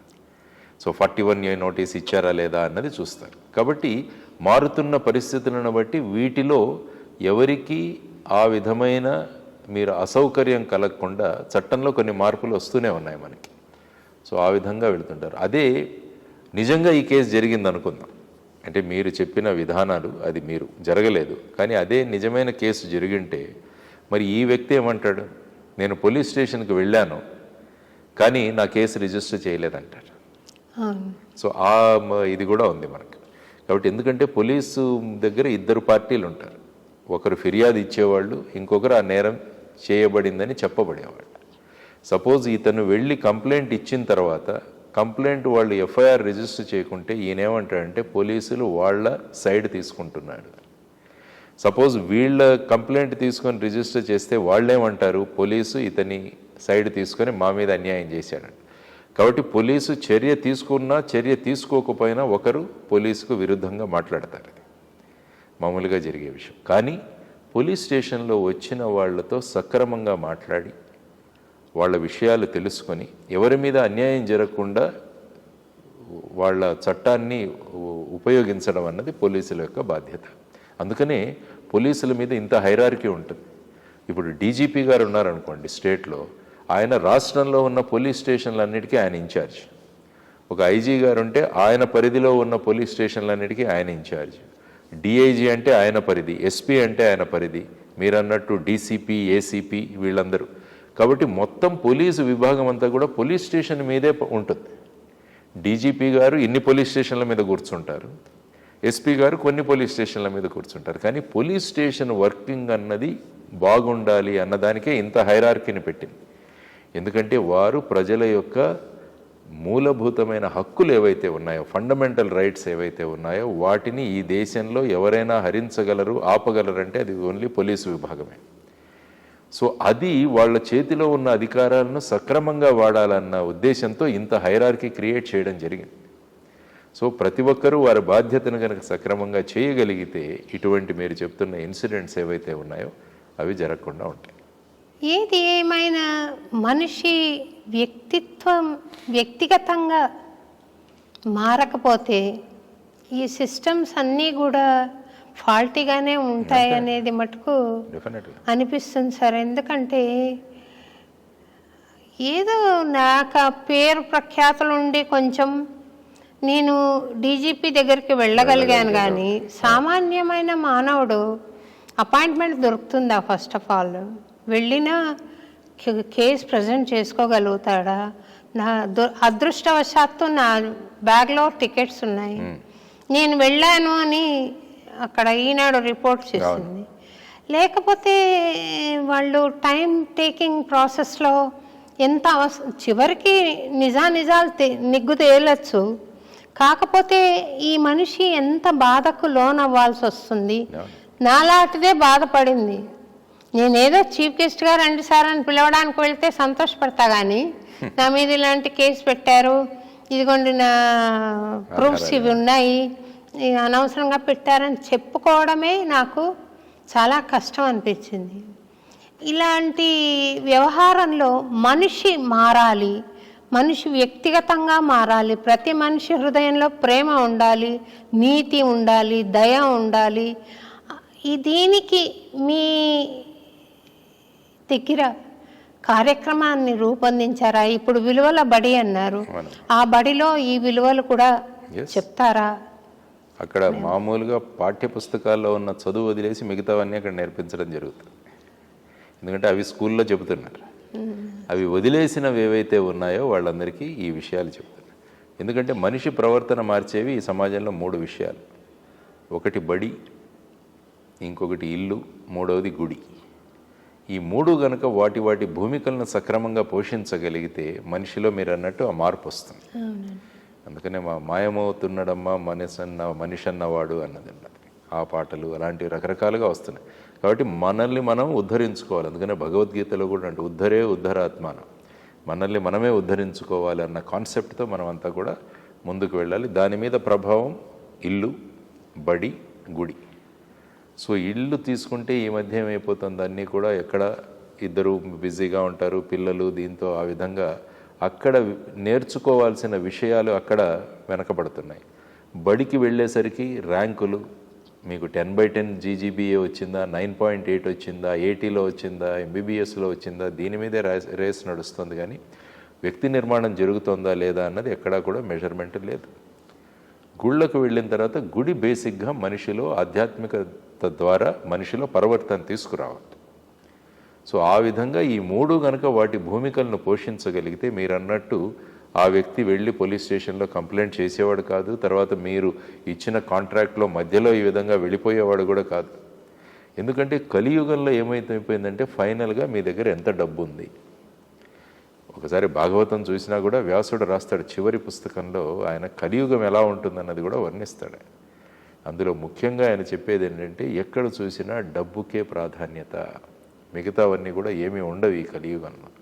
కాబట్టి ఈ డబ్బు ఎలా సంపాదిస్తున్నాం అన్న దాని మీదే ప్రజలు దాని వెంట పరిగెడుతుంటారు తప్ప మిగతా వాటి అన్నింటిని కూడా మరిచిపోతాం మనం. సో ఆ విధంగా ఉన్నాం మనం ప్రస్తుతం చూసుకుంటున్నా కూడా. ఇంతకుముందు గ్రామాల్లోకి వెళ్ళి ఎవరు ఇక్కడ పెద్ద వ్యక్తి అంటే ఎవరో ఒక రిటైర్డ్ టీచర్ని చూపించేవారు, గ్రామం కోసం పనిచేసిన వ్యక్తిని చూపించి. కానీ ఇప్పుడు వెళ్ళి అడగండి, ఆ ఊర్లో డబ్బులు ఎవరి దగ్గరికి ఎక్కువగా ఉంటాయో వారిని చూపిస్తారు. సో ఆ విధంగా సమాజంలో ఒక వ్యక్తి యొక్క వ్యక్తిత్వాన్ని అంచనా వేసేది కేవలం డబ్బు మాత్రంగానే మిగిలిపోయిన ఈ పరిస్థితుల్లో ఆ డబ్బు కోసం ఏవైనా చేయడానికి ప్రజలు ముందుకెళ్తారు. తనకి ఆస్తి సరిగా ఇవ్వలేదని మొన్న చెప్పినట్టు ఆ 87 ఏళ్ల వ్యక్తిని వాళ్ళ మనవడే ఆ విధంగా చేయడం అంటే ఎటు వెళుతున్నామన్నది ఒక సమాజం ఆలోచించాల్సిన ఒక ముఖ్యమైన విషయం. తర్వాత సార్ షీ టీమ్స్ అని వచ్చాయి. చాలామంది స్త్రీ సంరక్షణ గురించి మాట్లాడుతున్నారు. ఇంత జరుగుతున్నా కూడా స్త్రీ చాలా క్షోభకు గురవుతోంది, అఘాయిత్యాలకు గురవుతోంది. ఎందుచేతనంటారు? అంటే ఆ ముద్దాయిల్ని మనం పట్టుకోలేమా? పట్టుకుని శిక్షించలేమా? ఒకవేళ పట్టుకున్నా వాళ్ళతో మాట్లాడే విధానం ఉందా, సిస్టమ్ ఉందా? ఎందుకు ఇలా చేశావు, ఇది తప్పు కదా, ఆమె కూడా ఒక జీవి, నువ్వు అఘాయిత్యం చేయడం కాకుండా కిరసనాయిలు పోసి తగలబెట్టేశావు, ఇది ఎంత దారుణము అని ఆ అబ్బాయికి కొంచెం చైతన్యం కలిగించే ప్రయత్నం ఉంటుందా, లేదా నువ్వు తప్పు చేసావు నువ్వు శిక్ష అనుభవించు అని ఒకటే ఉంటుందా? మీ వ్యూస్ చెప్పండి. ఇప్పుడు ఇంట్లో చూసుకున్నా కూడా ఒక అబ్బాయి అమ్మాయి ఉంటే తల్లిదండ్రులు అబ్బాయికి ప్రాధాన్యత ఎక్కువ ఇవ్వడం మొదలుపెట్టారు ఈ మధ్యలో. వాడు ఎటైనా తిరిగి రావచ్చు కానీ అమ్మాయిని మందలిస్తుంటారు. అంటే మందలించాలి, అమ్మాయి భూమిక ధోరణి అన్నది. ఎందుకంటే ఒక స్త్రీమూర్తి యొక్క బాధ్యత చాలా ఎక్కువగా ఉంటుంది. స్త్రీమూర్తి ఒక క్షేత్రం. సో ఆ క్షేత్రం చక్కగా ఉండాలి అన్నది మనం ఎప్పుడూ కోరుకుంటాం. సో ఆ విధంగా ఇద్దరికీ సమానత్వంగా మనం చూసుకుంటే, ఎందుకంటే సమాజం మారుతుంది. ఇంతకుముందు కేవలం ఆడవాళ్ళు ఇంటికి మాత్రమే పరిమితమై ఉండేవాళ్ళు. కాబట్టి సమాజంలో మహిళల యొక్క భూమిక మారింది. వాళ్ళు అన్ని రంగాల్లోకి ముందుకు వస్తున్నారు. స్పేస్ షిప్లో కూడా వెళ్ళే ఇది ఉన్నారు, దేశానికి అధ్యక్షులుగా కూడా ఉన్నారు. ఆ విధంగా అన్ని రంగాలలో ఏ రంగం తీసుకున్నా మహిళలు బ్రహ్మాండంగా ముందుకు వెళుతున్నారు. కాబట్టి దీన్ని యాక్సెప్ట్ చేసే బ్రాడ్ మైండెడ్నెస్ కూడా పురుషుల్లో ఉండాలి. అందువల్ల వారికి ఆ విధమైన భూమికను కూడా మనం చిన్నప్పటి నుంచి నేర్పించడం చాలా అవసరం. అందుకనే ఇంటిలో కూడా ఇద్దరిని ఏ విధంగా మీరు చూస్తున్నారన్న దాని మీద వాళ్ళ మైండ్ సెట్ అన్నది ఆధారపడి ఉంటుంది. నేను మగవాడిని కాబట్టి నేను ఏమైనా చేయొచ్చు అన్న ధోరణి వచ్చినప్పుడు ఏమవుతుందంటే మనిషి ఈ విధంగా పశువులాగా ప్రవర్తించే అవకాశాలు మీకు ఉన్నాయి. తర్వాత ఏంటంటే అనేక ప్రభావాలు, వ్యక్తి మీద అనేక ప్రభావాలు, సినిమాల ప్రభావాలు. ఇప్పుడు సినిమాలు చూడండి ఏ విధమైన విషయాలు బోధిస్తున్నారు మన వాళ్ళకి, అశ్లీల ప్రదర్శనలు, ఇవన్నీ కూడా దాంట్లో. ఆ తర్వాత ఇప్పుడు వచ్చేసిన సోషల్ మీడియా, యూట్యూబ్లు కావచ్చు, వీటిలలో మీరు ఏం కావాలనుకుంటే అది చూడొచ్చు. ఇప్పుడు దానికి నెట్ అందరికీ ఫ్రీగా ఇచ్చేసి మీరు ఏదైనా చూసుకోవచ్చు అని చెప్పేసి మనిషిని ఆ విధంగా తీసుకువెళ్ళిపోతున్నారు. సో ఈ పరిస్థితులలో ఏమవుతుందంటే సమాజం ఈ విధంగా చేయడం, ఒక ఆట వస్తువులాగా చూసే విధానం. మనం ఎన్నో కేసులు చూస్తున్నాం. ఇక్కడ దిశ కేసు చూసాం, నిర్భయ కేసు చూసాం ఢిల్లీలో, ఇలా రకరకాల కేసు, ఆర్జీకర్ హాస్పిటల్ కలకట్టాలో చూసాం. సో ఇవన్నీ కూడా కొన్ని కేసులు రోజు పేపర్లు తీస్తుంటే ప్రతి సెకండ్కి ఈ విధమైన అత్యాచారాలు జరుగుతున్నాయని మన డేటా కూడా చూపిస్తుంది. పసిపిల్లలండి, 3 నెలల పిల్లల మీద కూడా ఈ విధంగా చేసే దుర్మార్గులు ఈ సమాజంలో ఉన్నారు. అంటే వీటన్నిటికీ కారణం ఏంటి అన్నది కూడా ఆలోచిస్తే వాళ్ళు అగైన్ మైండ్ సెట్, వీళ్ళు ఏ విధంగా తయారవుతున్నారు అంటే వాళ్ళకు అందుబాటులో ఉండడం, తర్వాత ఆలోచనలు అలా ఉండడం, ఆ ఆలోచనలను ఆ విధంగా ప్రేరేపించే మాధ్యమాలు ఉండడం, ఇవన్నీ కూడా ఒక కారణం. మీరన్నట్టు జరిగిన కేసులు ఎక్కువ కాలం పడుతున్నందువల్ల వీళ్ళ మీద ఏ విధమైన భయం లేదన్నది కూడా ఒకటి మీరు మాట్లాడారు. అదే మిడిల్ ఈస్ట్ కంట్రీస్ తీసుకుంటే ఇలాంటివి జరిగితే చేతులు తీసివేయడాలు, పబ్లిక్గా హ్యాంగ్ చేయడము, రాళ్లతో కొట్టి చంపడం, ఇలాంటివన్నీ ఉన్నాయి శిక్షలు అక్కడ. అందువల్ల ఏమవుతుందంటే ఆ విధమైన శిక్షలు ఉండాలా అన్నది మన దేశంలో ఆ విధమైన చర్చ కూడా జరుగుతుంది. ఇప్పుడు ఫర్ ఎగ్జాంపుల్ కలకత్తాలో జరిగిన ఆర్జీకర్ హాస్పిటల్ చూసుకుంటే వెంటనే కేసు ఇన్వెస్టిగేషన్ అయిపోయింది, ఆ తర్వాత ట్రయల్ అయింది, అతనికి యావజ్జీవ శిక్ష విధించడం జరిగింది. అతనికి ఉరి శిక్ష విధించాలన్నది సిబిఐ వాళ్ళు ముందుకు వెళ్ళారు. అది చూద్దాం ఏ విధమైన నిర్ణయం ఇస్తారో అన్నది ఆధారం. అంటే ఏమవుతుందంటే justice delayed is justice denied అంటాం. కాబట్టి ఇటువంటి ఈవెన్ నిర్భయ కేసులో కూడా మీరు చూసుకుంటే ఫైనల్గా 8 సంవత్సరాలు పట్టిందండి. అవునండి. కాబట్టి వీటన్నిటికీ ఏంటంటే ఈ శిక్షలు ఇవి ఒక విభాగం మాత్రమే. మనిషి ప్రవర్తన మార్చే విధానాలు అన్నది అవి ప్రాధాన్యత. అసలు ఈ విషయాలు జరగకుండా ఎలా చూడాలన్నది కూడా చాలా ముఖ్యమైన అంశం మనకి. అది కావాలంటే మళ్ళా ఇల్లు, గుడి, బడి, ఈ 3 మళ్ళా ప్రధానమైన పాత్ర పోషిస్తుంది. సో ఈ విధంగా ఒక హోలిస్టిక్ రీతిలో కనుక మనం ఆలోచిస్తే ఒక క్రైమ్ను క్రైమ్గా చూడకుండా ఇది ఎలా వస్తుంది, ఈ ఆలోచనలు ఎలా వస్తున్నాయని చూడడం వల్ల, నేను చాలామంది ఫిల్మ్ డైరెక్టర్లు మాట్లాడుతుంటాను, ప్రతి 5 నిమిషాలకు మీరు హీరో సిగరెట్ తాగడం చూపిస్తారు, ప్రతి 10 నిమిషాలకు వాళ్ళు ఏదో ఈ మద్యపానం చేయడం చూపిస్తారు, వాటిలో చిన్నగా రాస్తారు మద్యపానం, ధూమ్రపానం ఆరోగ్యానికి హానికరమని. మరి అనవసరమైన విషయాలు కూడా అందులో చూపించాల్సిన అవసరం ఏముందంటే హాస్యాస్పదం అయిపోయిందండి. ఆ విధంగా మళ్ళా డబ్బే ప్రధానం. మీరు ఏదైనా చూపించండి, ఫైనల్గా మీ సినిమాకు 1000 కోట్లు వస్తుందా 500 కోట్లు వస్తుందా, దీంట్లో అంతా చెప్పాను కదా, కలియుగంలో ఫైనల్గా మీకు డబ్బు, ధనం, మనీ, దీని మీదే నడుస్తుంది తప్ప మనం సమాజానికి మన బాధ్యత ఏంటి అన్నది కూడా చూసుకునే విధానాలు ఎక్కడ కనిపించట్లేదు. సో సమాజం పట్ల మన బాధ్యత ఉంది, దేశం పట్ల మన బాధ్యత ఉన్నదన్న భావాలు గనక మనం చిన్నతనం నుంచే పిల్లల్లోకి తీసుకురాగలిగితే ఇటువంటి ప్రవర్తనే ఉండదు మనకు. అసలు ఆ ప్రవర్తన మనం నియంత్రించగలగాలి అన్నది చూడాల్సిన అంశం. పెద్ద పెద్ద సెలబ్రిటీలే ఎలా మాట్లాడుతున్నారు చూడండి, మహిళల గురించి ఏ విధంగా మాట్లాడతారు, వీళ్ళంతా స్టేజ్ మీద ఇలా మాట్లాడుతుంటే ఎంత ఇదిగా ఉంటుందండి. అవునండి. అంటే ఇవన్నీ కూడా సమాజంలో ఒక సెలబ్రిటీ అన్న వ్యక్తి యొక్క అభిప్రాయాలు సమాజం మీద చాలా ప్రభావం చూపిస్తాయి. కాబట్టి వాళ్ళు ఏం మాట్లాడుతున్నారు అన్నది కూడా చాలా ఆచితూచి మాట్లాడాలి. మిగతా వాళ్ళలాగా వాళ్ళు మాట్లాడకూడదు ఎప్పుడు కూడా, ఎందుకంటే వాళ్ళ ప్రభావం ఉంటుంది. మళ్ళా భగవద్గీతకు వెడితే ఏమవుతుందంటే యద్యజాచరతి శ్రేష్టత తత్తదేవే తరోజన సయత్ ప్రమాణం కురితే లోకస్తదు అనువర్తతే. ఈ పెద్దగా ఉన్నవాళ్ళు, గొప్ప స్థానాల్లో ఉన్న వాళ్ళ ప్రవర్తనను చూసి మిగతా వాళ్ళు కూడా వాళ్ళను అనుసరిస్తారు అన్నది. యద్యదాచరతి శ్రేష్టత. కొంతమందిని ముద్దాయిల్ని కాపాడాలి అన్న ఉద్దేశంతో అమాయకులైన వాళ్ళని ఎన్కౌంటర్ చేస్తున్నారు అనే ఒక ఆలోచన ఉంది సమాజంలో. అంటున్నారు కూడా ఈ కేసులో ఇట్లా జరిగింది అని. అది నిజమే అంటారా సార్? ఇప్పుడు చట్టం మీరు ఒకసారి చూస్తే పోలీసులకి ఆర్ ఈవెన్ సాధారణ వ్యక్తులకి కూడా వాళ్ళ ప్రాణాలు రక్షించుకోవడానికి ఎదుటి వ్యక్తి ప్రాణాన్ని తీసినా కూడా అది నేరం కాదు అన్నది ఉంది. ఇప్పుడు ఫర్ ఎగ్జాంపుల్ మీరు ఇంట్లో ఉన్నారు, రాత్రి ఎవరో ఒక వ్యక్తి ఒక గన్ తీసుకొని వచ్చాడు మీ ఇంటికి, ఒక కత్తి తీసుకొని వచ్చాడు. అతను నువ్వు చేయొద్దు, ఇలా ఉండు అని చెప్పడానికి మీకు మీ దగ్గర ఉంటే మీరు ఫైర్ చేస్తారు, ఎందుకంటే మీ ఆత్మ సంరక్షణలో మీరు ఏమైనా చేయొచ్చు. సో ఈ ఆత్మ సంరక్షణలో ఎదుటి వ్యక్తిని ఇంజూరీ చేయడము, ప్రాణాలు తీసుకునేంత వరకు కూడా మనకు చట్టంలో అధికారం సృష్టించబడింది. కానీ ఏమవుతుందంటే మీరు అన్నట్టు ఎన్కౌంటర్లు అన్నవి ఏవైతే ఉన్నాయో, అంటే అరెస్ట్ చేసిన వాళ్ళు వెళ్ళి తీసుకువెళ్ళి చంపేస్తున్నారు అన్నది ఒక సర్వసాధారణమైన చర్చ. వాటి మీద పోలీసుల మీద కేసులు రిజిస్టర్ అయిన సందర్భాలు కూడా ఉన్నాయి. ఫర్ ఎగ్జాంపుల్ దిశ తీసుకుంటే, దిశ ఎన్కౌంటర్ ఇక్కడ జరిగింది. ఒక అమ్మాయి, ఆ అమ్మాయి ఐ థింక్ వెటర్నరీ డాక్టర్. ఆ అమ్మాయిని ఏ విధంగా వాడు ఫైనల్గా చంపేసే స్థితికి, అత్యాచారం చేసి చంపేసే స్థితికి వెళ్ళినట్టు పట్టుకోవడం జరిగింది.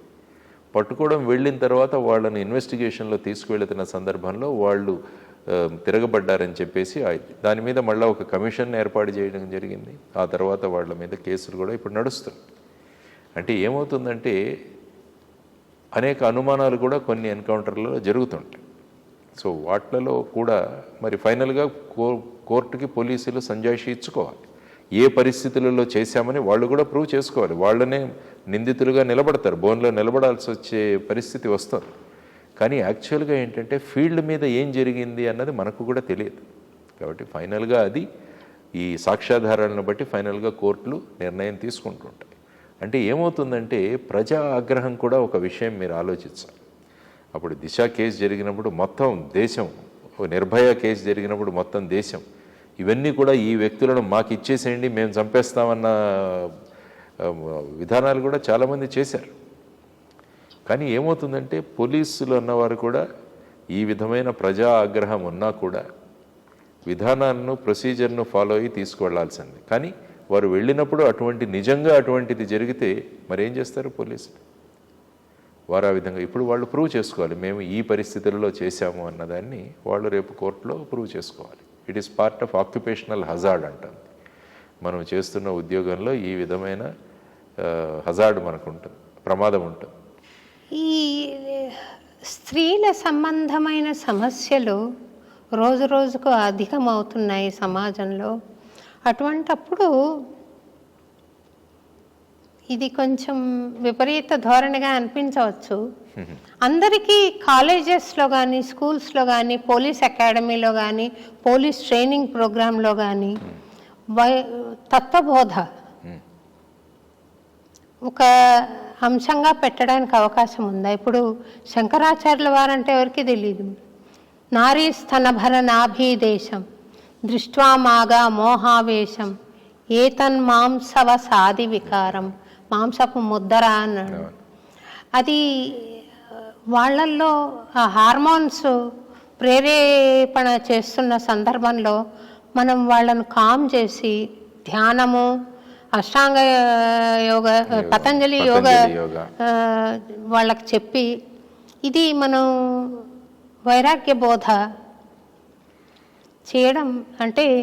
చిన్మయానంద స్వామి వారు ఒక విషయం చెప్పేవారండి, నాకు అది గుర్తుండిపోయింది. ఏమనంటే,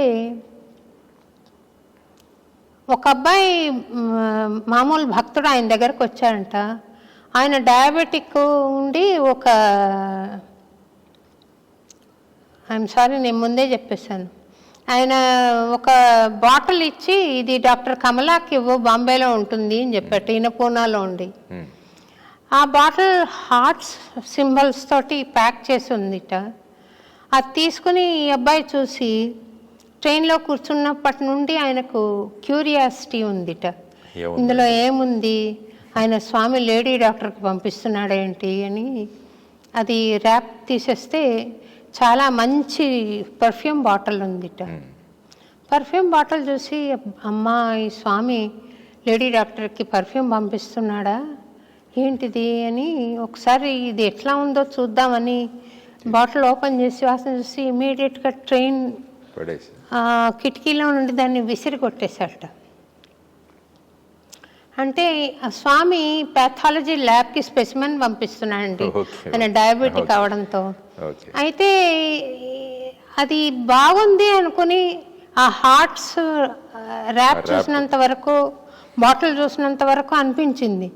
ఎప్పుడైతే లోపల విషయం తెలుసుకున్నాడో విసిరి పారేశాడు. ఆ తత్వము విసిరి పారేయడము కాదు, ఆ తత్వం తెలుసుకోవడము. ఇది లోపల ఉన్నది ఇంతే, నా హార్మోన్స్ నన్ను ఇట్లా ప్రేరేపిస్తున్నాయి, వీటిని నేను నియంత్రించుకోవాలి, వీటిని నేను అలౌ చేస్తే సాటి మనిషికి హాని కలుగుతుంది అనే ఈ తత్వము రూఢిగా వాళ్ళల్లో వెళ్ళడానికి పోలీస్ అకాడమీలో, తర్వాత స్కూల్స్లో, కాలేజెస్లో, అన్ని సంస్థల్లో ఒక అంశంగా దీన్ని పరిచయం చేస్తే, ఇప్పుడు చీఫ్ మినిస్టర్ గారు స్టూడెంట్స్కి విద్యాబోధన చేయమని ఒక పోస్ట్ క్రియేట్ చేశారు కదా, వాళ్ళ ద్వారా కానీ, ఎఫెక్టివ్ స్పీకర్స్ ద్వారా కానీ, మీ బోటి పెద్దల ద్వారా కానీ అందరికీ ఈ మీరు ఇంపాక్ట్లో మాట్లాడిన వీడియో నేను విన్నాను సార్, చాలా బాగా చెప్పగలుగుతారు. ఈ విషయం మీరు అందరికీ ప్రబోధించడానికి అవకాశం ఉందా? ఆ అంశం ఆల్రెడీ ఉందా, ఇప్పుడు ఇంట్రడ్యూస్ చేస్తే మంచిదా? ఉందమ్మా. యాక్చువల్గా మీరు తెలుగు భాష, తెలుగు సబ్జెక్టు మీరు ఒకసారి చూస్తే తెలుగులో పాఠాల ద్వారా అనేక ఇతర విషయాలు మనకు బోధింపబడేవి. మిత్రలాభం మనకు చెప్పేవాళ్ళు, మిత్రభేదం చెప్పేవాళ్ళు, పంచతంత్ర కథలు మనకు చెప్పేవారు. ఇవన్నీ కూడా మనకు తెలుగులో నేర్చుకునేవాళ్ళం. దానివల్ల ఏమవుతుందంటే అది ఒక విషయంగా కాకుండా మనిషి ఆలోచన విధానాన్ని మార్చేదానికి ఈ విధమైన సబ్జెక్టులో చేసింది. కానీ ఇప్పుడు ఏమైపోయింది, ఎంపీసీ, మ్యాథ్స్, ఫిజిక్స్, కెమిస్ట్రీ ఇవే మాకు ముఖ్యం, లాంగ్వేజ్లు అవసరం లేదు. తర్వాత సంస్కృతం అని చెప్పేసి ఒకటి లాంగ్వేజ్, మాకు 97 మార్కులు వస్తాయి కాబట్టి మేము సంస్కృతం తీసుకుంటామంటారు. అది సంస్కృతం రావట్లేదు, ఏమీ రావట్లేదు. కాబట్టి ఎప్పుడైతే మన భాషకు, తర్వాత వచ్చేసి మన ఈ విధమైన లాంగ్వేజెస్కి ప్రభావం తగ్గిపోవడం వల్ల ప్రతిదీ కూడా నాకు ఇది చదివితే ఏమొస్తుంది, ఎన్ని మార్కులు వస్తాయి అన్నది ఒకటి ఫైనల్గా వచ్చేసింది. ఇప్పుడు యోగాభ్యాసం స్కూల్లో ఇంట్రడ్యూస్ చేస్తే చాలామంది పేరెంట్స్ వచ్చి మా పిల్లవాళ్ళకి మ్యాథ్స్ క్లాస్ పెట్టించండి, ఆ టైం ఎందుకు వేస్ట్ చేస్తున్నారని అడుగుతున్నారు. చాలామంది నాకు టీచర్స్ కలుస్తారు, నేను వెడుతుంటాను స్కూల్స్కి, కాలేజెస్. దీనివల్ల ఏంటి, మా పిల్లవాళ్ళని ఆటలు ఆడిస్తున్నారు, గేమ్స్ ఆడిస్తున్నారు, దానివల్ల వాడు అలసిపోయి హోంవర్క్ చేసుకోవట్లేదు, కాబట్టి అది ఆపేసేయండి, అప్పుడు ఒక ఫిజిక్స్ క్లాస్ పెట్టండి అని అడుగుతున్నారు. అంటే ఏమైపోతుందంటే సమాజంలో ఫైనల్గా వీళ్ళు ఒక ఉద్యోగం సంపాదించుకోవాలి కాబట్టి ఇప్పుడు ఈ క్షణంలో వాడికి ఏమీ రాకున్నా పర్వాలేదు, ఈ విషయ పరిజ్ఞానం, కేవలం సబ్జెక్టు విషయాల పరిజ్ఞానం ఇచ్చేసి వాడిని అటు చేస్తే చాలన్నది. ఎందుకంటే తల్లిదండ్రులు కూడా తప్పుపడడానికి లేదు. ఎందుకంటే నేను ముందు చెప్పినట్టు సమాజంలో ఫైనల్గా మనం ఎలా సంపాదిస్తాం, ఏం సంపాదిస్తున్న దాని మీదకే ప్రాధాన్యత ఉండడం వల్ల ముందున్న గురుకులాలు కానీ, ఈ విధమైన బోధన, తత్వబోధన కానీ ఇవన్నీ కూడా పక్కకు పెట్టివేయడం జరిగిందనమాట ఆ విధంగా. కాబట్టి మళ్ళా సిచ్యువేషన్ తీసుకురావాలంటే మళ్ళా ఇవే ఇల్లు, బడి, గుడి, ఇక్కడ మార్పు వస్తే తప్ప వాటిల్లో మార్పు రాదు అన్నది మనం నేర్చుకోవాల్సిన అంశం. కాబట్టి మనం క్లాసులు పెట్టవచ్చు, ఇది చేయవచ్చు. మేము యాక్చువల్గా నేను మహారాష్ట్రలో ఉన్నప్పుడు నాందేడ్ అనే జిల్లాలో ఎస్పీగా పనిచేసేవాడిని. అప్పుడు ఏంటంటే ఈ హిందువులని, ముస్లింలని ఈ విధంగా ఒకరు విపరీతమైన గొడవలు జరిగేవి. కాబట్టి అప్పుడు ఆలోచించాం మనం, అన్ని మతాలు మంచి విషయాలే చెబుతాయి, కానీ మనం ఆ మతంలో ఏం చెబుతున్నారన్నది తెలియకపోవడం వల్ల ఆ వ్యక్తికి ఆ రంగు వేసేసి ఈ మతానికి చెందిన వాళ్ళందరూ కూడా దుర్మార్గులన్న ఒక రంగు వేయడానికి ప్రయత్నిస్తాం. అందుకని ఏం చేసామంటే ఒక పుస్తకం తయారు చేసాం. ఆ పుస్తకంలో అన్ని మతాల గురించి రాసి అందులో చక్కగా ఒక చిన్న 30 పేజీల పుస్తకం అన్ని స్కూల్స్లో మేము డిస్ట్రిబ్యూట్ చేసి మళ్ళా మనకు ఎలా ఉంటుందంటే పరీక్ష ఉంటుందని చెబితే తప్ప ఎవరు చదవరు స్కూల్స్లో. కాబట్టి ఒక పరీక్ష కూడా పెట్టాం 3 నెలల తర్వాత, ఇచ్చి మంచి మంచి బహుమతులు ఇచ్చాం. అంటే ఇది ఎందుకు చేసామంటే ఇప్పుడు అక్కడికి వెళ్ళి పిల్లలు చూస్తే వాళ్ళ ఆలోచన విధానాలు ఏంటంటే ఎవరైనా వాళ్ళను పక్కదారిన పట్టించాలన్న ప్రయత్నం చేసినా కూడా వాళ్ళు మాట్లాడతారు, అలా కాదు ఇది విషయం అన్నది.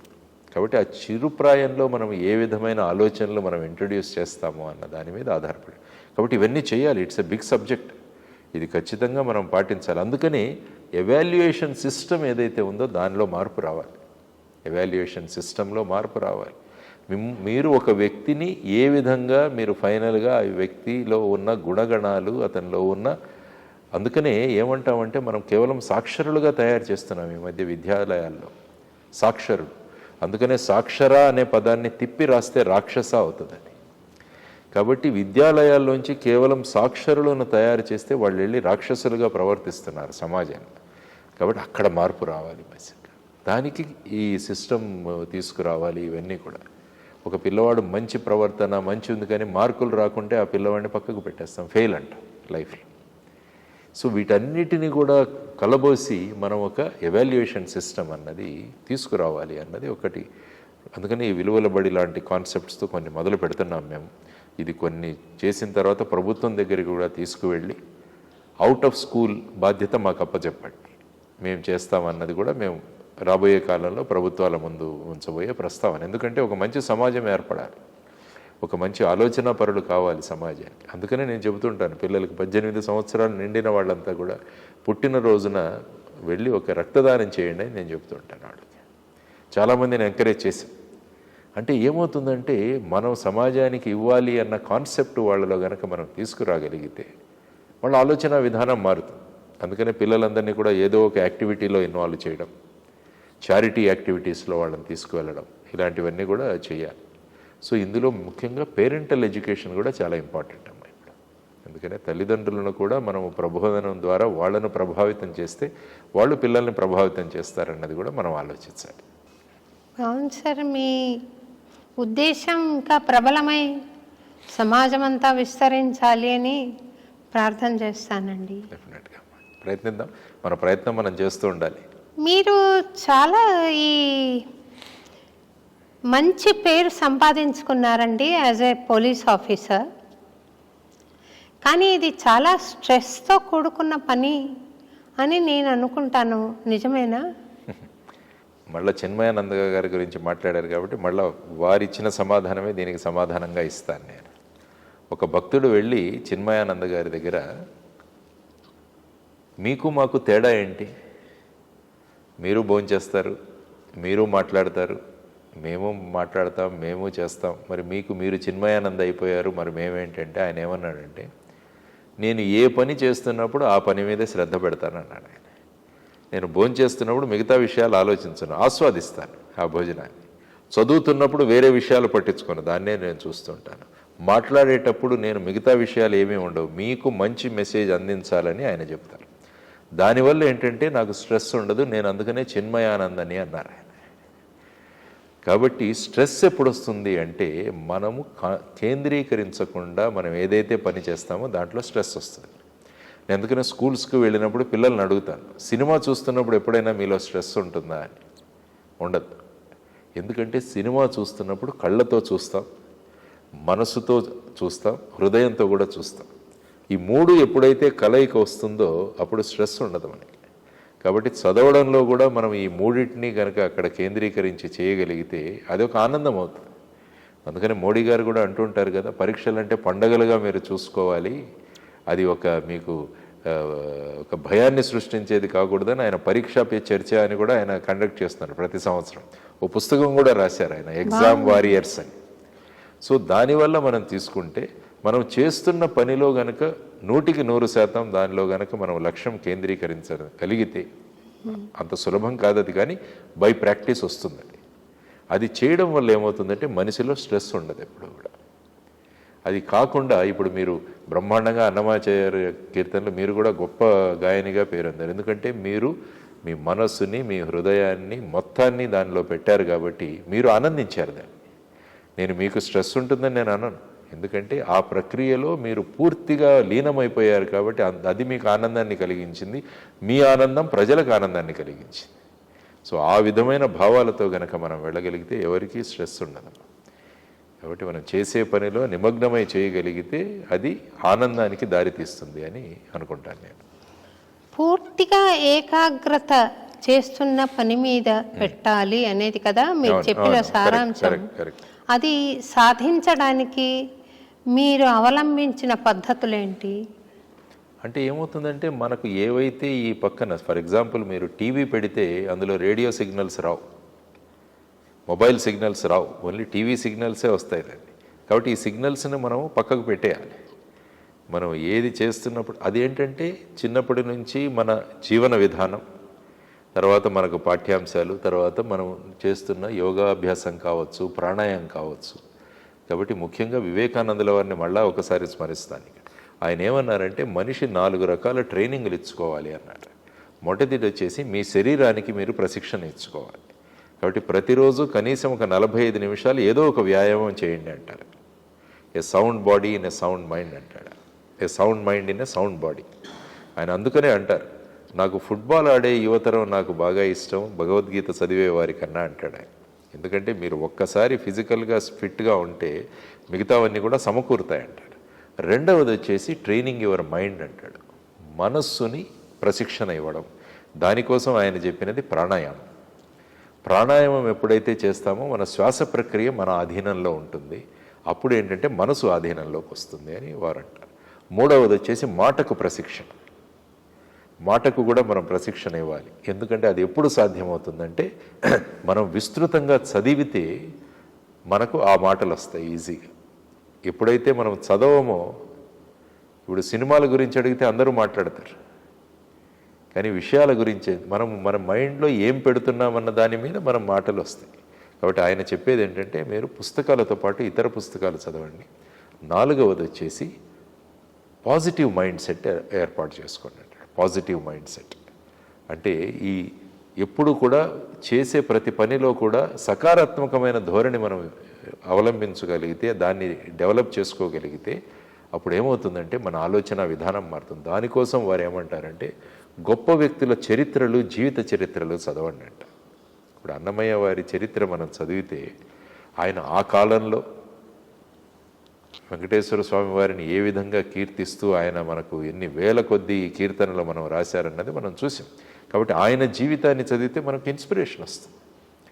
అలా ఎంతోమందిని, సావిత్రిబాయి ఫులే గారి జీవిత చరిత్ర చదివితే అమ్మాయిల చదువు కోసం ఆవిడ ఎంత కష్టపడిందని తెలియదు.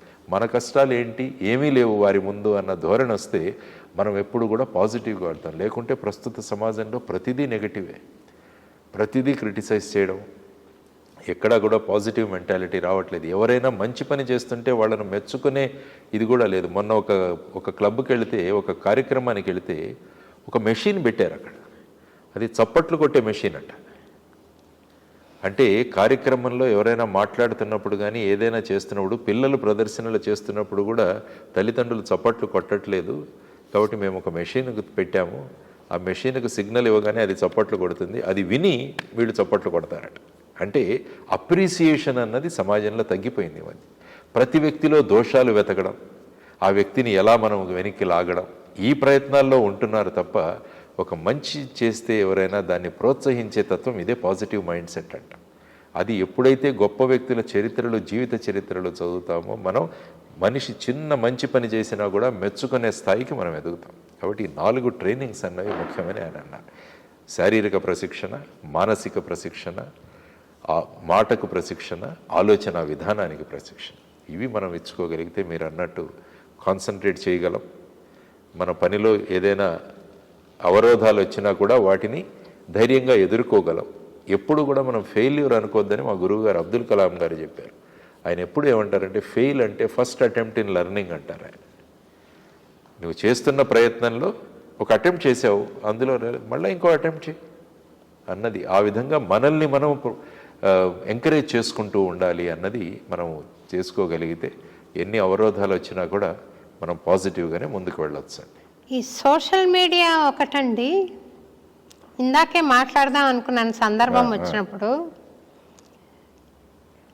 మంచా చెడ్డ అన్న ఆలోచన కూడా లేకుండా ఇష్టం వచ్చినట్టుగా కామెంట్ చేయడం అనేది, సోషల్ మీడియాలో ట్రోల్ చేయడం అనేది చూస్తున్నాము. దానికి ఒక కంట్రోల్, ఒక హద్దు, ఒక సెన్సార్ బోర్డు ఉంటే బాగుంటుందేమో అని నా అభిప్రాయము. మన మండలి బుద్ధ ప్రసాద్ గారు గెలిచినప్పుడు ఒక సన్మాన సభ జరిగింది. నన్ను గెస్ట్గా పిలిస్తే నేను ఆయనకి ఇదే నివేదించాను. సరే, చాలా దారుణంగా ట్రోలింగ్ జరుగుతోంది. అది మంచా చెడ్డా కూడా ఆలోచన చేయరు, ఇష్టం వచ్చినట్టు చెప్తారు. నేను ఒక పని చేశాను సార్, అదేమి అంటావా మావా అంటావా అని ఒక పాట వచ్చింది.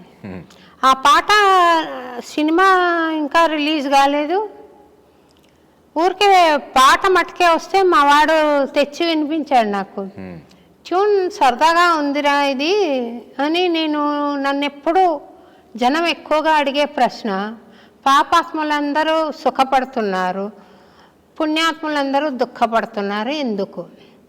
దానికి ఆ ట్యూన్లో నేను కర్మ సిద్ధాంతాన్ని పాడి వీడియో షేర్ చేశాను. అది ఎలాగో మన రచయిత, పాట రచయిత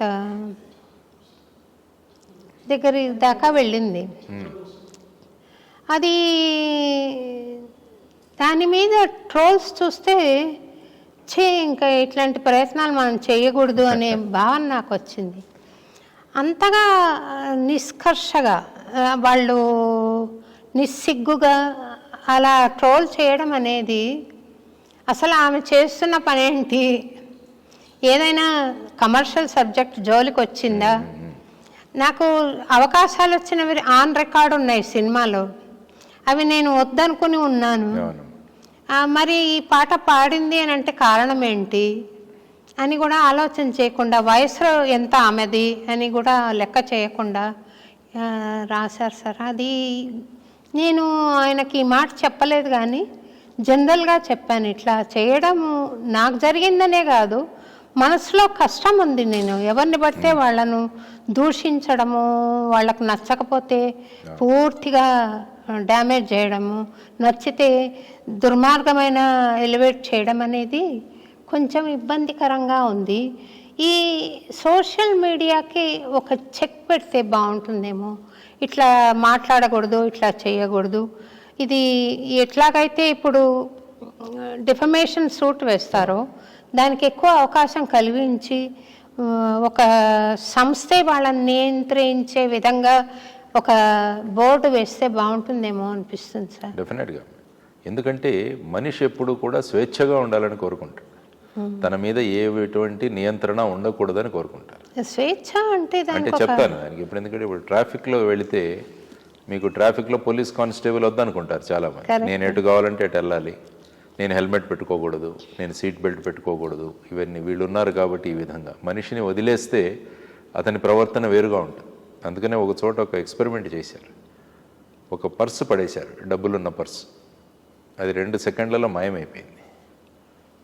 అక్కడ సీసీటీవీ కెమెరాలు పెట్టారు, పెట్టి పర్సు వేశారు, మళ్ళా 2 సెకండ్లో మాయమైంది.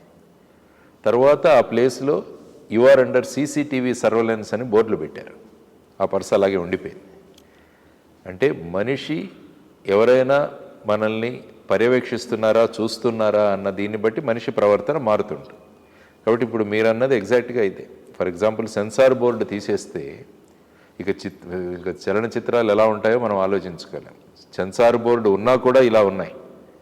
ఇక దాన్ని తీసేస్తే ఏమవుతుందని చూసాం. ఓటీటీ ప్లాట్ఫామ్స్ అని వచ్చాయి మీకు. ఆ ఓటీటీ ప్లాట్ఫామ్స్లో కొంతమంది చాలా ప్రముఖులైన సినిమా హీరోలే అత్యంత దారుణమైన పదజాలను ఉపయోగించి వాళ్ళు సీరియల్స్ తీశారు. ది సో కాల్డ్ హీరోస్ మన తెలుగు ఫీల్డ్లో. అంటే ఏమవుతుందంటే అక్కడెక్కడా కూడా కంట్రోల్ లేదు, ఓవర్ ది టాప్ ప్లాట్ఫామ్స్ అన్నట్టు. ఇప్పుడు మీరు అన్నట్టు ప్రతిదానికి కూడా నియంత్రణ. మొదటిది వచ్చేసి స్వీయ నియంత్రణ ఒకటి, సెల్ఫ్ కంట్రోల్ ఒకటి. అది లేదు కాబట్టి ఏదైనా ఇప్పుడు ఫర్ ఎగ్జాంపుల్ స్వీయ నియంత్రణ వచ్చేస్తే ఇక పోలీస్ డిపార్ట్మెంట్ను క్లోజ్ చేసేయచ్చు. స్వీయ నియంత్రణ రాగలిగితే పోలీస్ డిపార్ట్మెంట్ అవసరం లేదు సమాజానికి. అదేవిధంగా ఇక్కడ కూడా స్వీయ నియంత్రణను మనం కావట్లేదు కాబట్టి ఇది ఇంకా అధిక ప్రమాణంలో వెళ్ళిపోతుంది. అంటే ఎవరు ఏది కావాలన్నా కూడా వాళ్ళు రాసుకోవచ్చు, ఏదైనా చేయొచ్చు. కానీ దీనికి ఎక్కడ చెక్ పెట్టాలి. అంటే మనిషిలో ఉన్న వికృత ప్రవృత్తి ఏదైతే ఉందో అది బయటికి తీసుకురావడానికి ఇవి ఉపయోగపడుతున్నాయి మీకు. అందువల్ల మీరు అన్నట్టు ఖచ్చితంగా సెంట్రల్ గవర్నమెంట్ కూడా ఒక బిల్ తీసుకొచ్చింది, మళ్ళీ దాన్ని విత్డ్రా చేశారు. యాక్చువల్గా యూట్యూబ్ కానీ ఫేస్బుక్ కానీ వీటందరికీ కూడా నోటీసులు ఇచ్చారు. ఇప్పుడు మీ వాటిని కంట్రోల్ చేయమని మేమేం సజెస్ట్ చేస్తున్నామంటే ఇచ్చిన ప్రతి వ్యక్తికి కూడా వాళ్ళ ఆధార్తో లింక్ చేయండి. అంటే ఈ వ్యక్తి ఎవరు అన్నది తెలుస్తుంది. చాలామంది వ్యక్తులు ఎవరైతే ఈ కామెంట్ చేస్తున్నారో వాళ్ళు పిరికివాళ్ళు. వాళ్ళ అకౌంట్ డీటెయిల్స్కి మీరు వెళ్ళగలిగితే వాళ్ళ పేర్లు ఒరిజినల్ కాదు, వాళ్ళు ఇచ్చిన డీటెయిల్స్ ఒరిజినల్ కాదు. కాబట్టి వాళ్ళ అస్తిత్వాన్ని దాచి ఈ విధంగా వాళ్ళలో ఉన్న వికృత స్వభావాన్ని ప్రదర్శించే ప్రయత్నాలు చేస్తున్నారు. ది సో కాల్డ్ ట్రోలింగ్ కానీ ఇలాంటివన్నీ కూడా. దీనికి ఎక్కడో చెక్ పెట్టాలి. ఎందుకంటే వీటి వల్ల మనిషి యొక్క ప్రవర్తన మారిపోతుంది. అంటే ఒక వ్యక్తిని, మీలాంటి వ్యక్తిని కూడా ఆ విధంగా ట్రోల్ చేయడము అంటే అదేంటంటే ఒక సమాజంకి ఒక రిఫ్లెక్షన్. అది సమాజం ఏ దిశగా వెళుతోందన్న దానికి ఒక నిదర్శనం. దీనికి ఖచ్చితంగా మనం చెప్పాలి. ఎందుకంటే రెండు విషయాలు ఉంటాయి, భయము భక్తి. భక్తి ఉన్నవాడు మార్గాన్ని అనుసరిస్తాడు, రెగ్యులర్. భక్తి లేనివాడికి భయం పెట్టాలి. కాబట్టి ఈ భయం పెట్టే మార్గమే మీరు చెప్తున్నట్టు ఈ సెన్సారింగ్ కానీ ఈ విధంగా పెట్టడం ఖచ్చితంగా చేయాలి. బాధ్యతాయుతమైన కామెంట్లు. మీరు వాక్ స్వాతంత్రం ఉంది మీకు, కానీ వాక్ స్వాతంత్రము ఆర్టికల్ 19 తీసుకున్నా దానికి కొన్ని పరిమితులు ఉన్నాయి.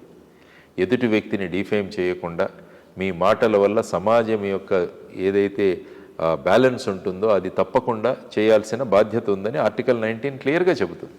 This is nothing but article 19. కాబట్టి దీనికి కూడా ఆ విధమైన ఉండాలి. తర్వాత ఏంటంటే మీరు డిఫమేషన్ వేసుకోవడము, ఆ తర్వాత మీరెళ్ళి అక్కడ నిలబడము, ఇవన్నీ కూడా చూసుకుంటే ఇది లాంగ్ టర్మ్ ప్రాసెస్. కాబట్టి చాలామంది వదిలేయలేండి అనుకుంటారు. కానీ ఏవైతే ఛానల్స్ ఉన్నాయో, ఏవైతే ఈ మాధ్యమాలు ఉన్నాయో వారి మీద ఆ బాధ్యతను చేయాలి. వాళ్ళు ఏదైనా కంటెంట్ అప్లోడ్ చేయాలన్నా కూడా ముందు వాళ్ళు సెల్ఫ్ సర్టిఫికేషన్ ఇవ్వాలి. మేము చూసాము, ఇందులో ఎటువంటి అబ్జెక్షనబుల్ లేదు, ఇందులో ఏదైనా ఉంటే మేము బాధ్యత వహిస్తాం, ఇమీడియట్గా తీసేస్తామని.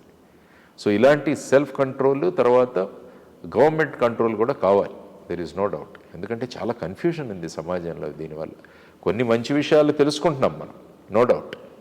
కానీ దీనికన్నా కూడా ఎప్పుడు కూడా చెడు కన్నా, మంచి కన్నా చెడు ఎప్పుడు కూడా డామినేట్ చేస్తుంది ప్రస్తుతం ఉన్న ఈ కలికాలం.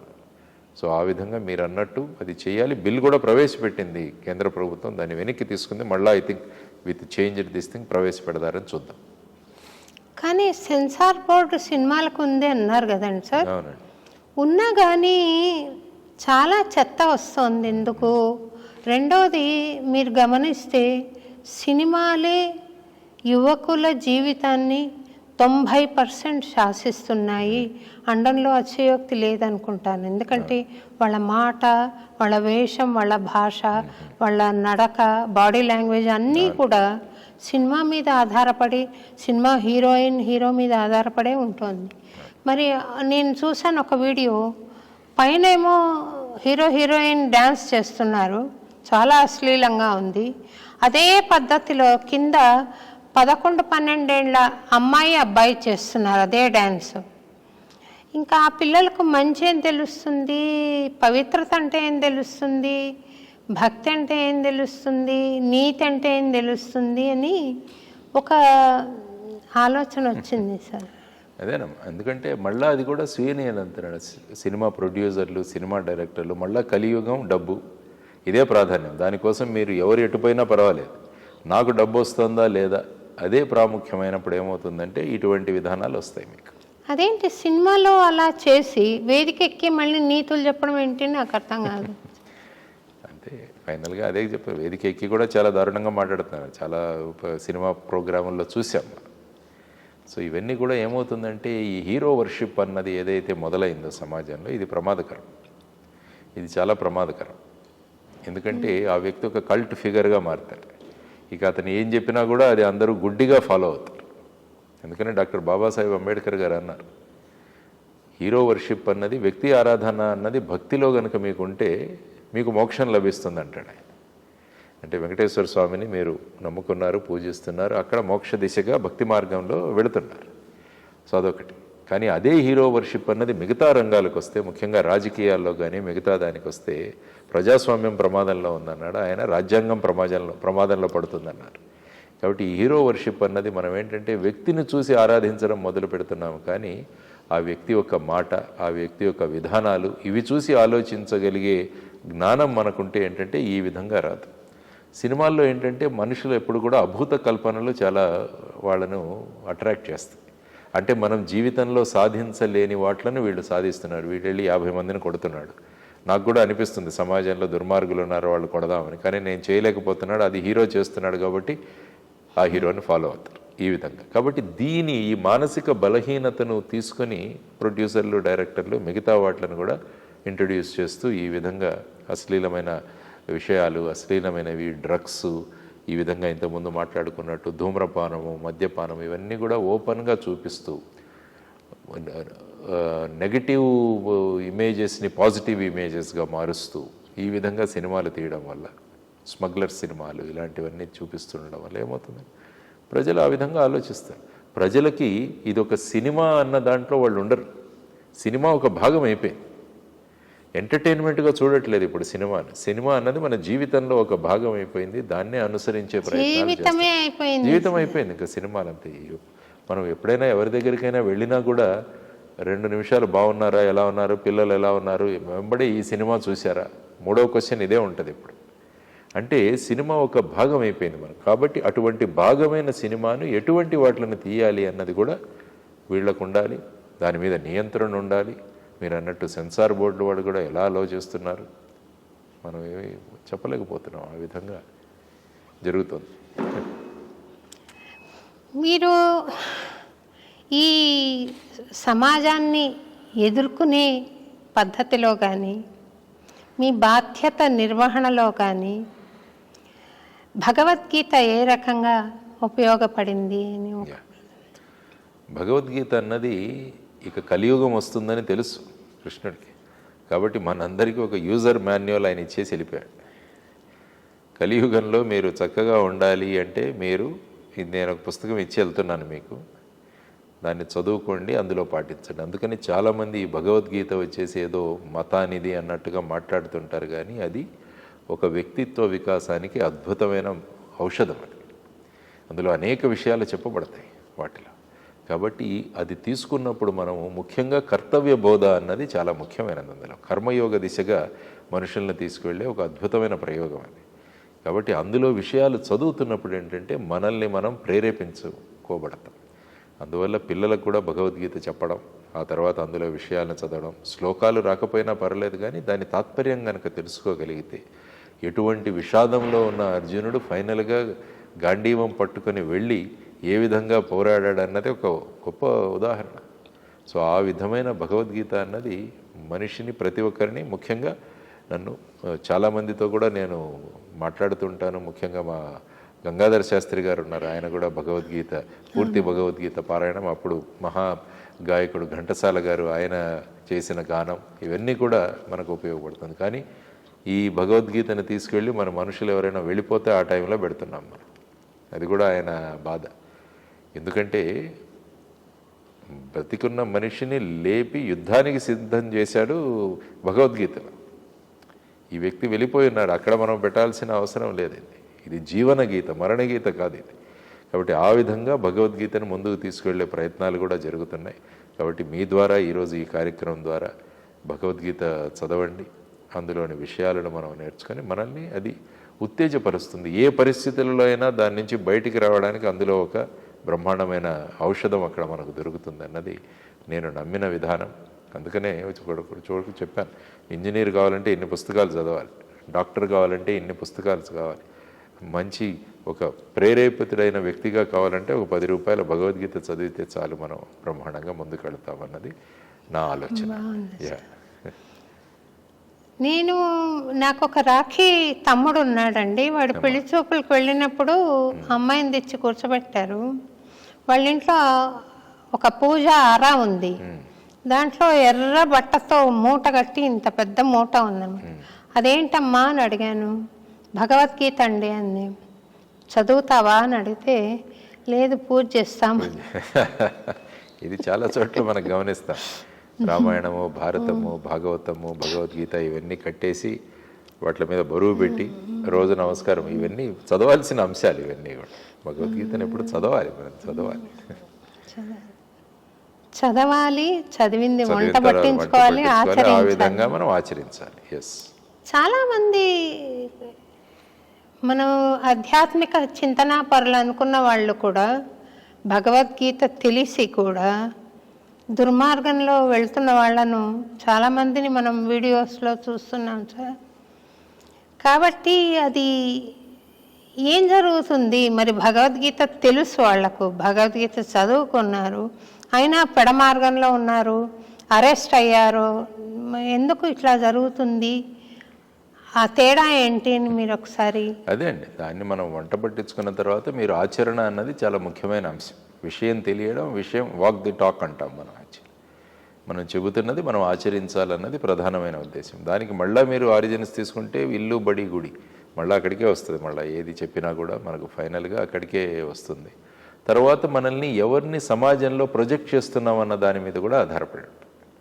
ఇప్పుడు సమాజంలో తిరుగుతున్న ఫిగర్స్ ఎవరు అని చూసుకుంటుంటే దాన్ని బట్టి సమాజం యొక్క స్థాయిని మనం నిర్ణయించవచ్చు అన్నమాట. కాబట్టి ఎవరికి ప్రాధాన్యత ఇస్తున్నాం, మనం ఎటువంటి వాళ్ళకి మనం ప్రాధాన్యత ఇస్తున్నాం అన్నది చూసుకుంటూ వెళుతుంటే వాళ్ళు రోల్ మోడల్స్గా తయారవుతున్నారు. సో ఆ రోల్ మోడలిజం అన్నది, తర్వాత వచ్చేసి ఈ విధంగా హీరో వర్షిప్ అన్న ఈ కాన్సెప్ట్స్ వల్ల ఏమవుతుందంటే ఇలాగే మనం ప్రవర్తించాలేమో అన్నది ఒకటి ప్రబలంగా వెళ్ళిపోతుంది ఈ మధ్య.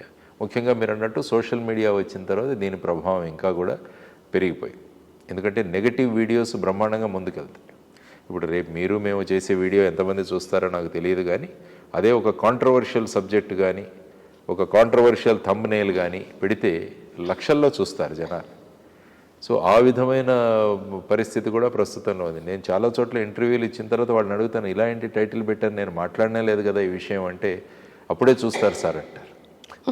కాబట్టి మీడియాలో ఉన్న వాళ్ళ విధానాలు కూడా మళ్ళీ కమర్షియలైజేషన్, ఎక్కువ వ్యూస్ వస్తే ఎక్కువ డబ్బులు వస్తాయి, మళ్ళీ మాకు బాగుంటుందన్న విధానంలో ముందుకు వెళుతుంది.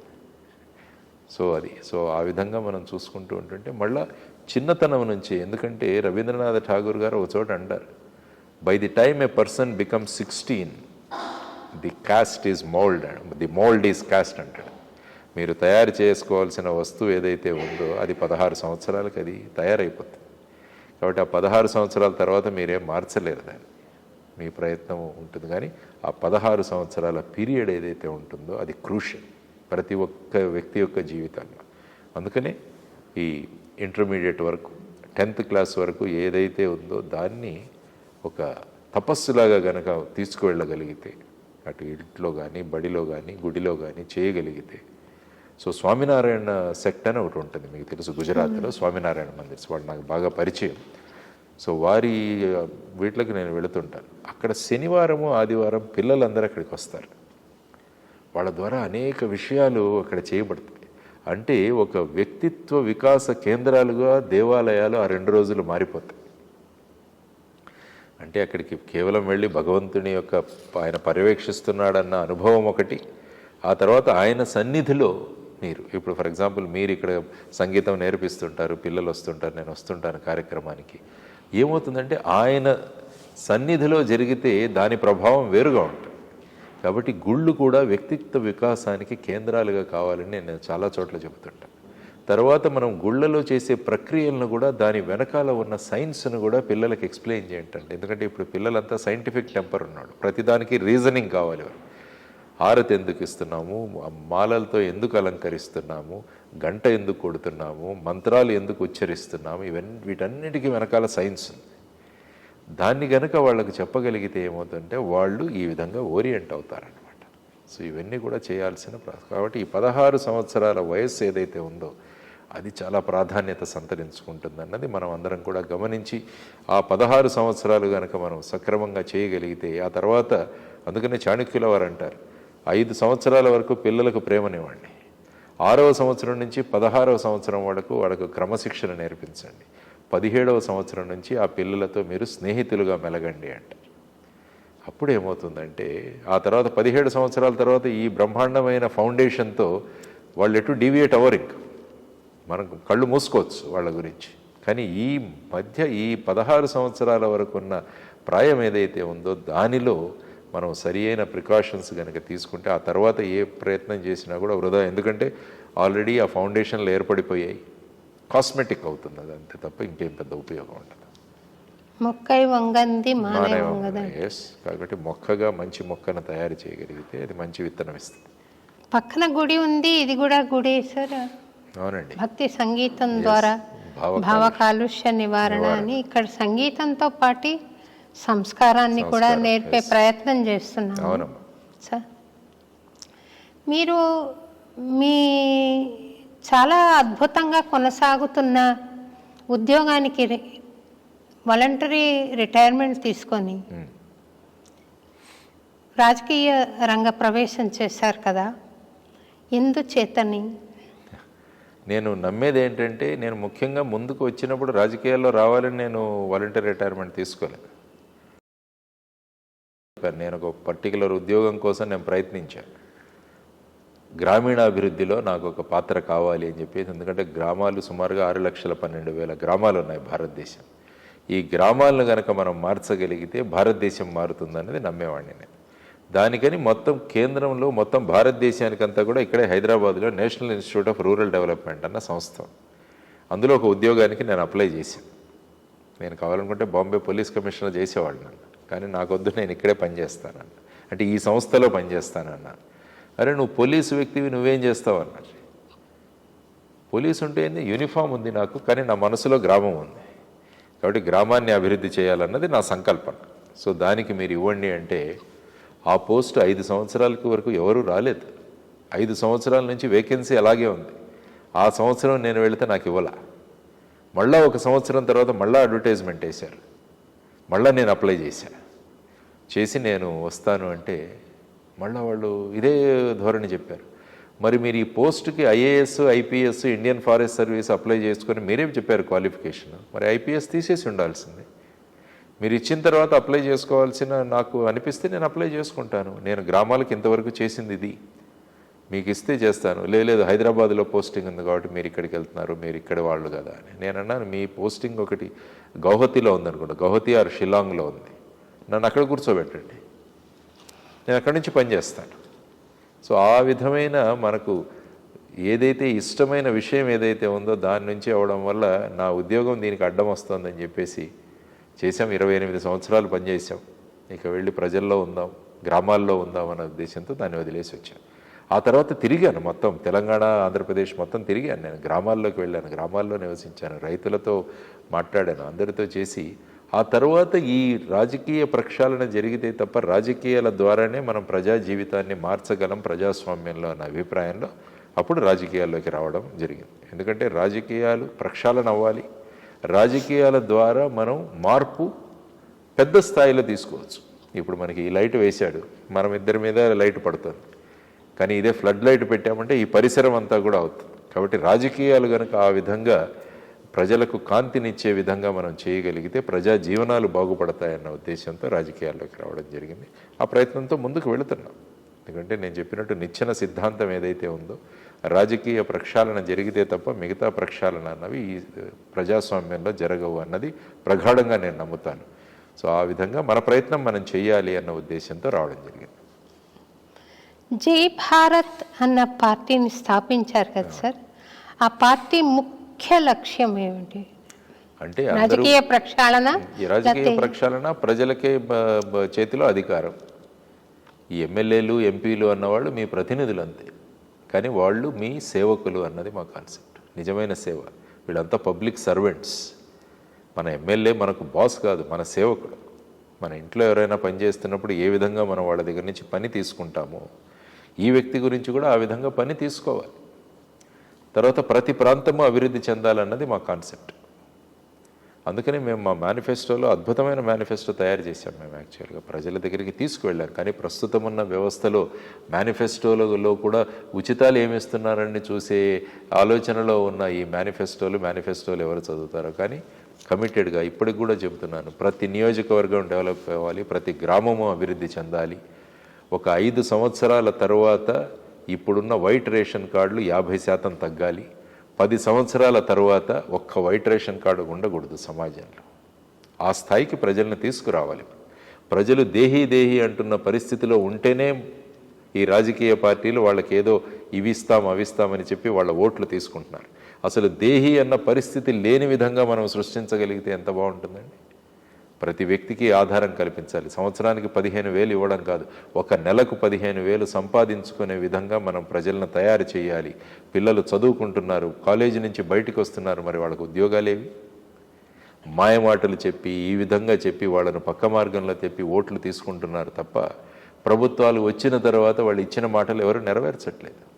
ఆ విధమైన పరిస్థితులలో ఉన్నప్పుడు రాజకీయాలన్నవి ఈ విధంగా రోజు రోజుకి ఇంకా అధోగతి పాలవుతున్నాయి. కాబట్టి దీన్ని ఎక్కడో ఒక చోట మార్చాలి అన్న ఉద్దేశంతో ప్రయత్నం చాలా కఠినమే ఇది. కానీ ఏం పర్లేదు. థామస్ ఆల్వా ఎడిసన్ బల్బు కనిపెట్టడానికి అనేక ప్రయత్నాలు చేశాడు. దశరథ్ మాంజీ వాళ్ళ భార్య ఆరోగ్యం పాడైపోయి అక్కడికి తీసుకువెళ్ళలేని పరిస్థితుల్లో ఒక కొండనే మధ్యలో మలిచాడు ఆ వ్యక్తి. 22 సంవత్సరాలు పట్టింది ఆ వ్యక్తికి. సో ఇటువంటి వాళ్ళు ఆదర్శం. కాబట్టి మన ప్రయత్నం మనం చేద్దాం. ప్రజలలో సకారాత్మకమైన ఆలోచనలు తీసుకువెళదాం. వాళ్ళ ఫైనల్గా వాళ్ళ చేతిలో ఉన్న ఓటు వాళ్ళు ఏ విధంగా ఆలోచించి వేస్తారన్నది, రేపు నేను ఈ ప్రయత్నం చేయలేదే అన్నది ఎక్కడా కూడా నా మనసులో ఉండకూడదు. ఈ సమాజాన్ని మార్చడానికి నా వంతు కర్తవ్యాన్ని నేను చేశాను అన్న ఒక ధోరణితో ఈ పార్టీని ముందుకు తీసుకొచ్చాం. చూద్దాం ప్రజలు ఏ విధంగా ఆదరిస్తారో అన్నది వేరే విషయం. కానీ ప్రజా జీవనాల్లో మార్పులు రావాలి. మిగతా పార్టీలు కూడా మా పార్టీ మేనిఫెస్టో మీరు తీసుకోండి అని కూడా చెప్పాం మేము. ఈ మేనిఫెస్టో కనుక అన్ని పార్టీల మేనిఫెస్టో అవ్వగలిగితే ఉచితాలు ఉండవు. అందులో ఉచితాలు ఉండవు. కేవలం సీనియర్ సిటిజన్స్కి, తర్వాత వచ్చి వితంతువులకి, దివ్యాంగులకి, వీళ్లకు మాత్రమే ప్రభుత్వం సహాయం చేస్తుంది. మిగతా వాళ్ళందరినీ వాళ్ళ కాళ్ళ మీద నిలబడేటట్టు చేస్తుంది. అవి ప్రభుత్వాలంటే ప్రతి ఒక్కరికి మీకు ఇది ఉచితం ఇస్తాం, మీ అది ఉచితం ఇస్తాం, అదేంటండి? రాష్ట్రాలను అప్పుల్లోకి తీసుకువెళ్ళిపోతున్నారు. బాగుంది సార్.